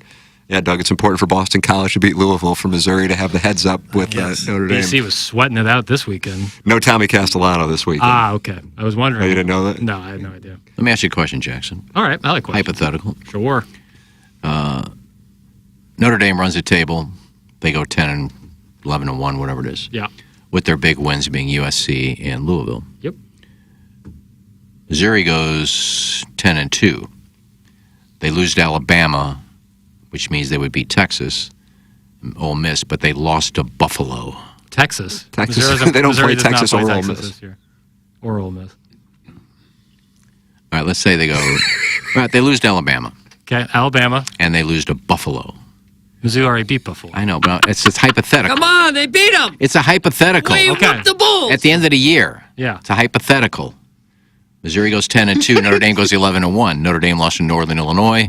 But what if Mizzou would have lost to Buffalo? Why don't you say they lose to UMass, Buffalo. since that's still a They possibility. they lose to Buffalo and they lose to UMass. Say they lost to UMass because that might has still happened. Jackson has his head on his microphone, My God, and his I'm eyes just- closed. Well, we're throwing out Well, we're you gotta throwing out know we're throwing out a poll that hasn't even happened yet. Well, you got to know the schedule. You So said there's- Texas and Ole Miss. All right, let's say a good win for them Oh. would be, I guess, Ole Miss or Well, they Alabama. don't play them. Or- Okay. okay, Alabama. say they beat Alabama. At Alabama, that'd be like the win of the year. No, not beat Alabama. Oh, for heaven's What's happening sake. right now? Notre Dame goes 11-1. Mizzou goes 10-2. Okay. Who did they lose to? But, Who'd they lose to? Well, let's just say UMass. Buffalo? Because UMass? you don't know what I'm talking about hypothetical. Well, if they lose lost to to Brown. If they would have lost to Brown. Okay. All right, but they got 2 losses, and one of their losses is terrible. Yeah. But a loss nonetheless to Alabama. Okay. All right, they're 10-2. Notre Dame runs the table. They're 12-1. Who do you put in? Not whoever lost to Buffalo. Yeah. Missouri would be, I would put Notre Dame in over that. Missouri would not deserve to be in if they have a loss at UMass. If they lose to UMass, they don't deserve to come back to Columbia. All right. You know what? really? They have to be. They're relegated to another school. For 3 weeks. Yeah. Oh they're my going to the God. For 3 Valley weeks, they have to Conference. satellite train in Doug's barn off. Gosh. Brian Henson's losing his mind. Yeah, this is going to be on our Instagram here in about an hour. So the plane's going to come back from following- Massachusetts empty? You going to be at the Joe Flacco press conference today? Oh, Flacco. No, they'll have to bus it. They'll get a school bus to your barn off, and that's where they'll train. Okay, I've certainly for got 3 enough room weeks. for 'em. You get three. They get 3 weeks relegated to your barn off to train. All right. They can't go Just back a to boot camp sort of situation. Yeah, you can't lose at UMass. Guys, what if Missouri beats USC and Ohio State, though? Thanks. That's why I shaved my balls for this, Sarah. It's tough. I was just pointing out if they had a really good win, but they had a terrible loss. In that scenario, what's the good win? Oklahoma? I don't know if that's going to do it. Yeah. The win would have to be at Alabama. The interesting thing is if they lost to like UMass and then lost to Oklahoma at home but beat Alabama, then you're like, well, what the hell is this team? Guys, if Missouri loses to the Padres, but they beat the Celtics, and Notre Dame only loses to Northern Illinois, who gets in? That's from the Pope. Yeah, the Padres, Doug. Mike Yeah. Schilt. Well, he's done a good job with them. Manny Machado could probably throw the pigskin around. Oh, I'm sure he At least could. I picked teams in college football. That's a W. Guys, let's say Notre Dame's 11-1, but Mizzou is 5-6, but for some reason had to play in the AFC North. Who is in? Man, That's I think Larry you put Thornton. Mizzou in, yeah. They wouldn't win 5 in the AFC North. They wouldn't win I any. think so. Boy, the Ravens are good. Make him stop! Oh, My brain hurts! come on. It's Beer Cats. I did stop. Nice picture of you at Angry Beaver again last night. What happened? What's this? What's going on? I didn't see an image from Beer Cats. Pictures of him in a bathroom Talking about the mirror selfie? at Angry Beaver. He looked angry, like a beaver. And what was the point of that? Just a Just letting update people on. know he's bartending there. This is a worthless conversation. Oh, I agree. okay. Well, I think Notre Dame's in. That's the bottom line. And that's because Missouri's now in the AFC North? Yeah, and I think struggling. they can get the Bengals, don't you think? No, I don't. I think they'd lose by 50 to the Bengals. Well, 30 at least. Thank you. Thank you for the delicious take. We have the Design Air Heating and Cooling email today, a showdown. Then we have a balloon party in 27 minutes. Doug wants to know what you have planned for today's program. You better believe it's a weekend wrap-up. That's it, a weekend wrap-up. Some scores might be settled. I'll tell you that much. You're going to give out some scores, read the final scores from the weekend? We'll do some box score reading. I'll look around the world of college pigskin. We'll undress the Cardinal front office. I would imagine they are furious on 101 today. Right. And I so- would imagine this press conference at 2 o'clock. Up for snatch grabs. It's up for snatch grabs. I have a meeting from 12 to 2 today, and I'm just going to be like, at 1:59, I'm going to be like, boys, I got to go. Off the cap. I think basically the bottom line is going to be we have to improve our farm system. That's going to be the change. I mean, if it is Bill DeWitt Jr. leading it, as in the chairman, the 80-something chairman, I mean, he isn't really a fiery figure. The most bold thing I feel like he's ever said was after they fired Matheny that, not winning or being around 500 is acceptable for some franchises, but that's not acceptable around here. I just don't see him. I don't know. I cannot wait. And I say I cannot wait, and I agree. There's a good chance that it's going to be exactly what you said. Mhm. Something that's a letdown. You know? You have to improve the farm system. All right, 9:34, we got to go shut down the 8 o'clock hour, which is brought to you by Fisher Window and Door Store, 5P Academy, and Hustle and Heart Sports Performance 9 o'clock hour coming your way. This is TMA, presented to you by Brown and Crouppen. Biggie's Restaurant and Bar has been a staple of the community for over 30 years and is serving your favorites like the steak sandwich, waffle fries, and so much more. It's not just the food that's rocking. With a full bar and patio, Biggie's is the perfect spot for lunch, dinner, and a little laughter. Biggie's original hours are back. Open 11 a.m. till midnight, Wednesday, Thursday, and Sunday. And 11 a.m. till 1 a.m. on Friday and Saturday. Check out the full menu at biggiesrestaurant.com and stop in today. The choice of a lawyer is important and shouldn't be based on an ad. After a serious car accident, people have two questions. Why me and what now? Well, no one knows why you, but I'm Terry Crouppen, and my law firm Brown & Crouppen sure can help with the what now. Car repairs, medical bills, lost wages, pain and suffering. We're Brown & Crouppen, and we've got all those answers. All you have to do is call 222-2222. Hey, this is Tim McKernan. I regret not managing my finances better in my 20s and my 30s, and now I see how crucial it is for achieving major life goals. Mark Hanna with Evergreen Wealth Strategies helps everyday people every day with their finances, discussing cash flow, liquidity, investments, insurance, and tax-efficient strategies. No matter your financial planning stage, Mark will boost your confidence and keep you on track. Learn more at evergreenstl.com. Equitable Advisors, LLC, member FINRA, a broker-dealer and a SEC registered investment advisor. Equitable Financial Advisors and MI. Evergreen Wealth Strategies is not a registered investment advisor and does not provide tax advice. Billiken Nation, this is Robbie Avila, and I can't wait to represent Sloop for the Lou and our city's basketball team. Get your tickets now for as low as $125 or experience the excitement up close with 100 level seats for $540 by visiting SloopBillikens.com today. You won't even need my goggles, as there is not a bad seat in Chaffetz Arena. Be a part of it from the beginning, as my teammates and I are working extremely hard to bring a championship to the Lou. Pack Chaffetz Arena to cheer on an exciting brand of basketball. Buy your tickets now by visiting SloopBillikens.com today.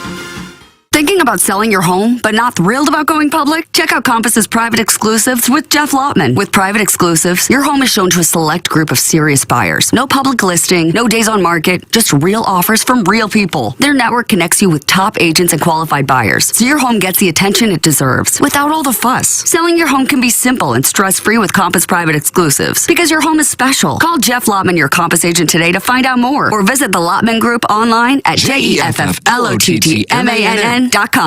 Hey, this is Tim McKernan, and I am here with Seth Goldcamp of Design Air Heating and Cooling, and I have been a long-time Design Air client. What separates you guys from everybody else? It's becoming more common for companies to just get their foot in the door. They try to come up with different ways to upsell. They try to see how much they can make off of a customer, as opposed to, hey, we're in there to do a service. We're going to do it well. We're going to do it for a fair price. I don't know how many emails I have received from our listeners who experienced the incredible customer service Design Air Heating and Cooling provides. It's Design Air Heating and Cooling, online at designairservice.com. The Illinois Recovery Center is dedicated to providing precise and authentic care to those seeking help and treatment.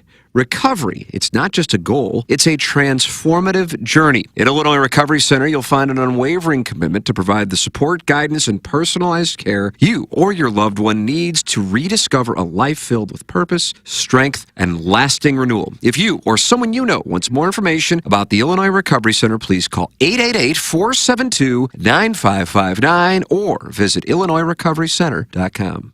This is wide receiver Luther Burden III. Come support NIL and get a quote from my friend James Carlton. Thanks, Luther. That's right. For every quote you mention, Luther Burden III will make a donation to NIL on your behalf. Getting a quote is easy. Just go online at carltoninsurance.net. Call or text 314-961-4800. If you have drivers under the age of 25, if you're seeing rising rates, give us a call or text us 314-961-4800 or go online at carltoninsurance.net. Let's keep the momentum going.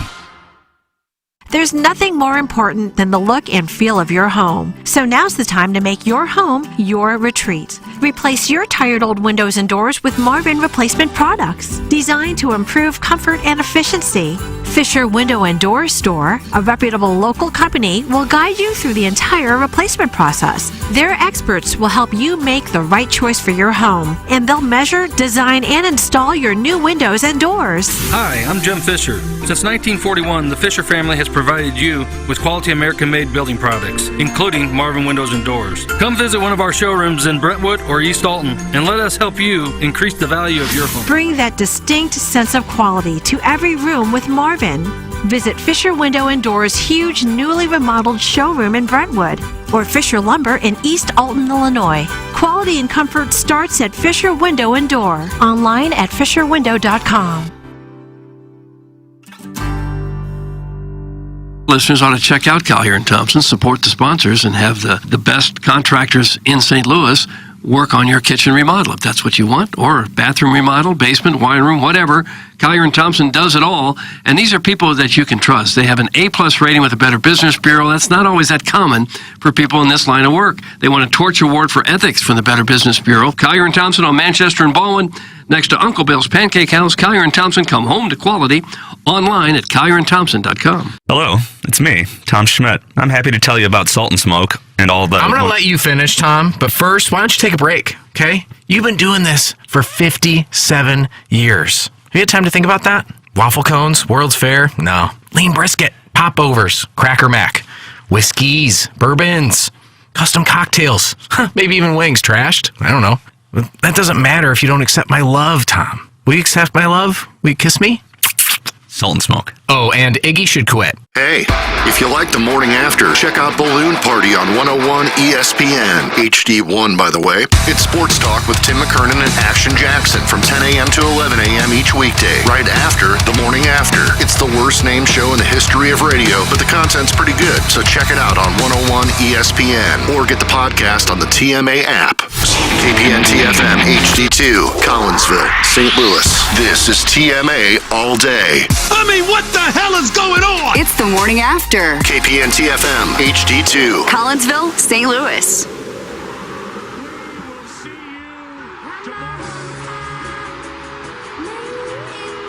Doug, they will play this today at 2 p.m. at Busch Stadium for the press conference that will begin a whole new era in St. Louis.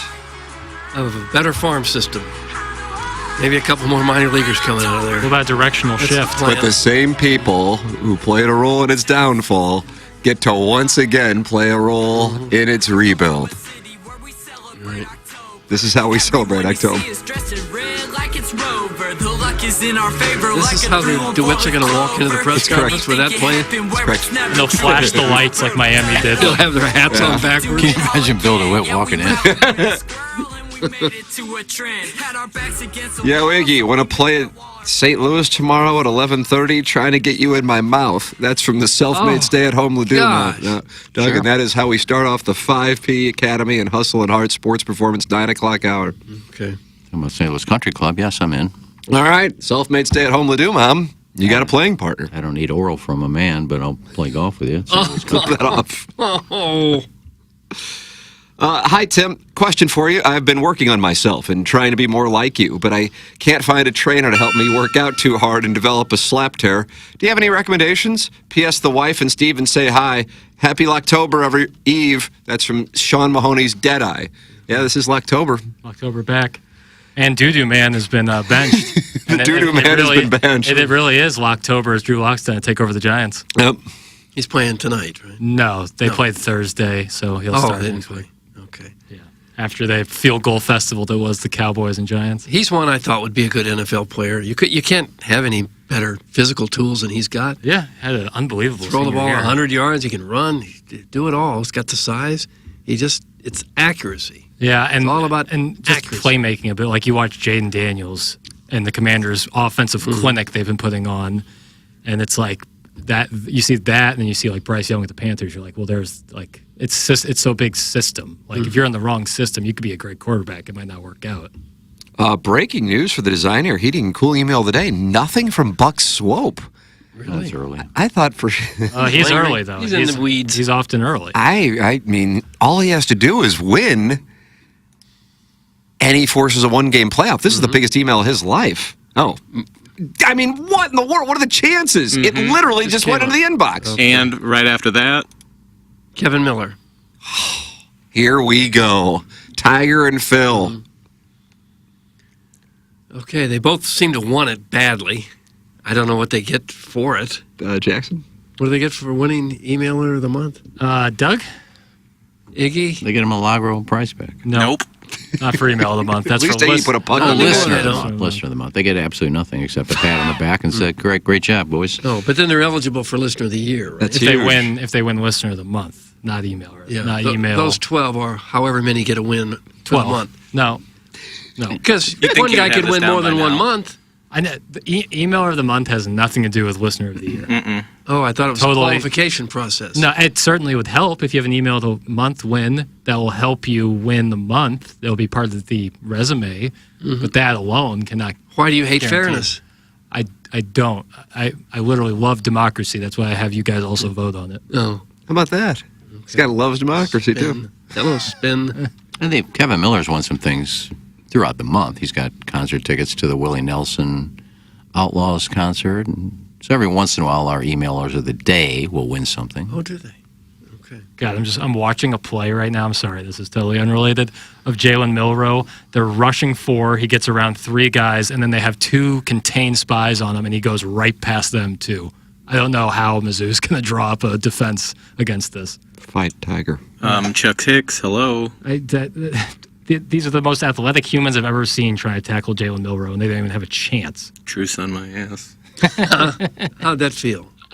Hey, listen, I'm no bigger believer than me, but Yeah. this is a different ball game down in Tuscaloosa. Go Tigers, go Tigers. Beat Aggies, beat Aggies. They have two. This is the second week in a row they got 2 Monday night football games. Yeah, they've. This is the only two weeks that they have double up. Anybody gonna watch Miami? They got a 3rd-string quarterback starting. Skylar Thompson? Is that it? Or is it Tyler Huntley? Yeah, well. I think Thompson's out. I think Huntley's starting. Nice. They got I hear the typing. They got Cam Ward down there in Coral Gables. Yeah, might as well. Why do you hate Corey Mattoon, Jackson? Corey Mattoon. It's Buttoon, first of all. Corey Buttoon. And I like Corey Buttoon a lot. It's what they say, Doug. It's not about the X's and the O's. It's the Jimmy and the Joes. And I'm a little concerned that our Jimmys and Joes aren't as good as theirs. But listen, I'm going to be rooting for him. Believe in everything, but I wouldn't. Recovering alcoholic says, what if you get cyberbullied on Reddit by fat incel mama's boys that remind me of Philip from Braveheart who Longshanks threw out the window? Do you get your hat in the ring for Listen Slut of the Year? Oh. Serious question. Real talk. That's the recovering alcoholic from Belleville and Webster Groves. Doug, Philip from Braveheart was the gentleman caller of the son of Longshanks, and Longshanks tossed him out the window after he was going to give him some thoughts on warfare in Scotland. Am I correct on that? I don't remember. I didn't see that part. I don't know. I just don't. And you want to be Listen Slut of the Year? Oh, I do like the real talk. It shows he's not just fooling around. Right. He really wants to dig in on this one. Square business. Yeah. We're not jacking around here. No.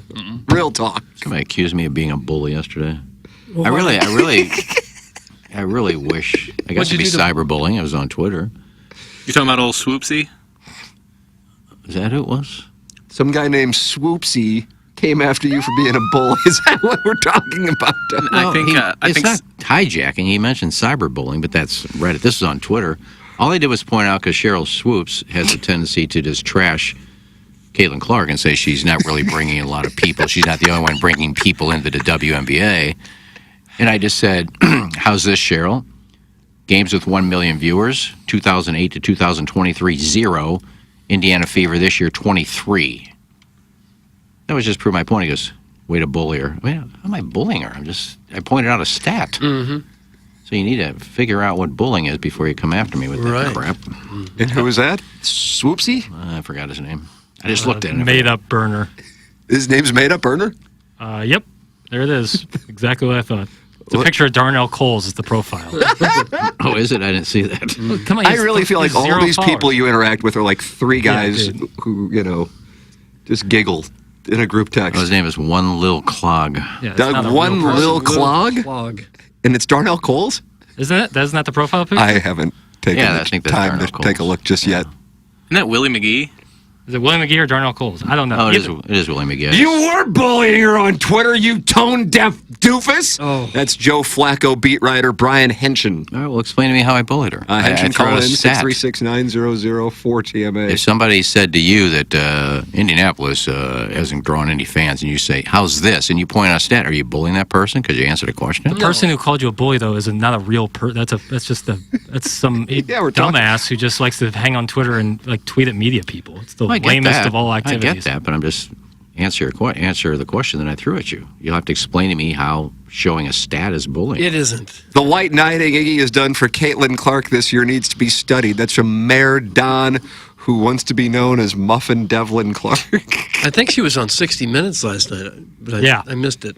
Yes. She was on 60 Well, Minutes. I'm tired of the people that go out and say that she's like Gino Auriemma and Diana Taurasi and Cheryl Swoops and the rest of these people that just don't think she's done as much for the WNBA as everybody says she does. Just look at the stats she has. I like when Iggy divides the show into the smallest possible piece of listenership to talk about a random burner on social media that he chatted with. You know, the worst possible thing you can do by giving them a larger microphone and the slightest bit of attention. That's from the ghost of Gangster Pete's hat. Oh. His hat has a ghost. I don't know how much attention Little Clog is getting. Nobody knows who he is. But you brought it up. Right. I know, but how much attention is it giving to him? More than it would have gotten. Yeah, if he now didn't. all it's going to do is encourage more of it. I don't care. It's just stupid. No one takes a shot at Caitlin and gets by with it. That's right. I'll continue to praise her and Angel Reese's little podcast where she puts all these people on and praises them. God, this is literally. I know This is Cheryl Twitter Swoops come to didn't- life. She didn't get any sleep last night. Who? Cheryl Swoops. I think she's used to it now. Everybody just critiquing all the mistakes she made. Well, gosh, Hello. I wish you'd get past. Just a lot of jealousy out there. Do you want to support the EDF Group as a sponsor, TMA? It's real simple. Do you have a fire extinguisher where you work? The answer is yes, you certainly do. So please email the EDF Group at fire@theedfgroup.com so a technician can come out and explain to your team how the EDF Group can save your company money. Again, that email address is fire@theedfgroup.com. The EDF Group is hot. Will prevent your facility from having hot fires. Experience the EDF Group difference. Learn more at the edfgroup.com. And if you're feeling sluggish on a Monday morning, that can just be the result of a weekend and getting some more sleep and now waking up early again, or it can be a sign of low testosterone, low energy, low motivation, weight gain, muscle loss. Those can be symptoms of low testosterone. Get tested at Mentality. Go online at lowtusa.com. Mentality is a local healthcare facility specifically dedicated to helping men feel and perform at their very best. Even if you've tried testosterone before, not everyone understands the blood chemistry in men's bodies. Mentality can help. Testosterone therapy helps men regain normal function and restores the ability to perform normally at all levels. Go to lowtusa.com. That's Mentality. And ladies and gentlemen, now it's time for the showdown. Okay. The Design Air Heating and Cooling email of the day. If Buck Swope wins, we got a one-game playoff tomorrow. If anybody else wins, this is Kevin Miller's month. You'll remember where you were for this one, Doug. Okay, I sure will. Chairman Kurt filtered 5 of my words in my email on Friday. You talk about vengeance. Is vengeance going to bring my anal virginity back to me? I'll take the man at his word. Sleep deprivation. Been there, done that. So I forego the vengeance of my email. But I have selfish reasons. Chairman Kurt might have a tie-breaking vote. That aside, let me say that I swear on the souls of my grandchildren that I will not be the one to break the peace we have made here today. Because Hurricane Tim is back, and the man dropped about 2 feet of knowledge on us. Hell yes, I'm nervous about email of the day today. A lot of great correct spelling emailers out there. And they's on scholarship, too. Mm-hmm. A smart guy would have listened today for email prep. But what did I do? Went down the rabbit hole of cuck porn videos whilst in my office cubicle. Jessa Rhodes, no luck for the cuck, nude-colored pumps. You are welcome. Which reminds me of the first time I ever saw man-on-man oral genital stimulation. No. Being a 7th-year senior, my buddy Butchie had watched his previous freshman underclassmen, Ian Hayes, become his fellow senior class fellows. You like that? His fellow senior class I fellows? don't like it at all, no. And he and Ralph had been button heads for 4 years. So at the 1987 Vianney father-son dance, Butchie did not forgo his vengeance. At the after party, Butchie went straight for Ralph's dad, and all Ralph could do was watch. Mr. Duncan looked like a shirtless, scruffy Chris Christopherson and Sam Peckinpah's convoy sitting on the couch. And he came to play. Wrap it up. And he came to play with his jeans already unzipped. Butchie just grabbed his rubber duck, Peterbilt semi. Ralph's dad put up no resistance as Butchie's hand moistened from his love. Oh, wrap it up. But that was just a tease as Butchie dropped his own bell-bottoms, flaunting his own manhood. And it was slobber on a dauber time. Oh. Butchie used the tantric method, controlling his breathing and meditation, making it last for 20 mouth love minutes. When Butchie was ready to blow a gasket, he yelled beep, beep, beep as he put his pelvis in reverse, slowly backing up just as his snake spray found its mark on Mr. Duncan's neck. Oh! The man looked like June Cleaver wearing a string of pearls of Butchie's tadpoles. Oh. Is that it? Yep. Okay. It's from the first name is Eaton, and then the last name is Loads. Eaton Loaz. I'm trying. Someone accused me of being a cyberbully yesterday in response to a try-hard tweet of mine yelling at cyber cherry chevron Sharon swoops. Now, watch me attack Angel Reese. What? Angel Reese. Angle. Angel. Angle. Whatever. You know what I mean. Thanks in Anyong, number one Asian intern Brian Henshin. If Andrew Luck comes out of retirement, will the Colts have a quarterback controversy discussed? Brian Henshin. Anyong. Yes, back to back. Really, truly a special moment today when the Strode man tried to join the college discussion and immediately vomited all over himself. Guys, a hypothetical. Let's say Missouri loses to Texas and Buffalo. What's that? They don't play Texas? Okay, fine. It's a hypothetical. What if they beat Alabama and lose to Buffalo? What's that? They've already beaten Buffalo? Okay, fine. It's a hypothetical. Let's say they beat Texas and then go out and lose to Buffalo. Again, it's just a hypothetical. What? We're all just making up stuff here anyways. I was just pointing out, what if they had a really good win and a really bad loss, like a win over Ole Miss, but a loss to Buffalo? Amazing. Absolutely amazing. Thanks, and stay tuned. Number one Asian intern Brian Henshin reporting live from, quote, the Joe Flacco press conference, unquote. I'll be raffling off tickets to the Mizzou-Buffalo game from the 590 The Fan Cafe prize drawer. To enter, please stop by my YouTube page, drop a whisper, then tickle that bell for notifications. For multiple entries, email thegrill111@AOL.com with your favorite hypothetical. Limit 50 entries per person. No purchase necessary. Postage is not included. Brian Henshin, point 2. A hypothetical. What if you actually wrote an article that didn't pertain to high school sports? Oh, God, that was bullying. The fill-ins did a great job Friday, which made me contemplate the future of TMA and the show's eventual end. How will your listeners react when TMA no longer exists? Some may cry. Some may be happy. And the angry Redditors will need to find something else to focus their celibacy-fueled hatred on. It's highly likely that Hubbard will wise up and pull the plug, or Tim might simply move to Florida without notice, like Goodwill Hunting.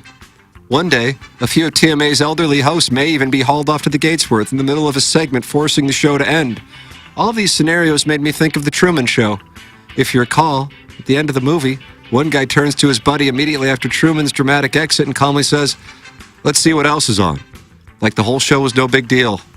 Although you guys have been a part of my daily life for the past 14 years, when we hear that final urinal flush in the distance and your clown show ceases to exist, I'll probably just flip the dial over to KMOX and merely move on with my life like TMA never existed. Who knows?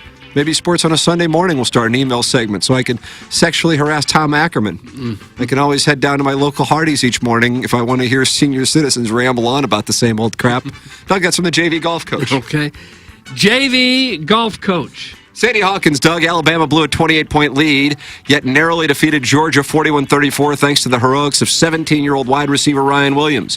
Katie Wu issued a scathing report detailing dysfunction within the Cardinal player development department. Is that a new report?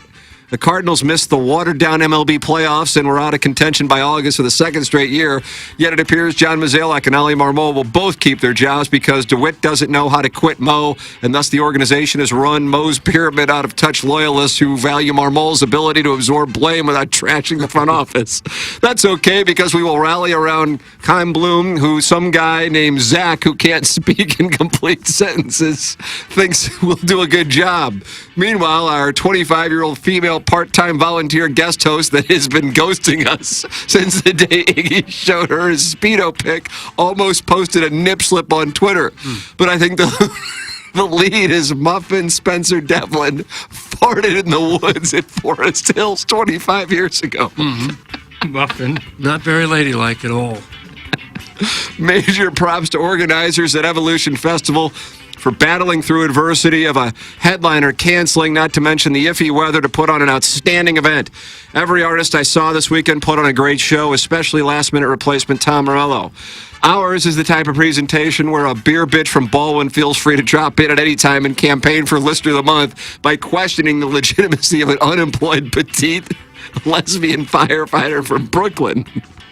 Yeah, she can't be real, despite calling back in on Friday and educating a bunch of cisgender men about how lesbians wrap it up.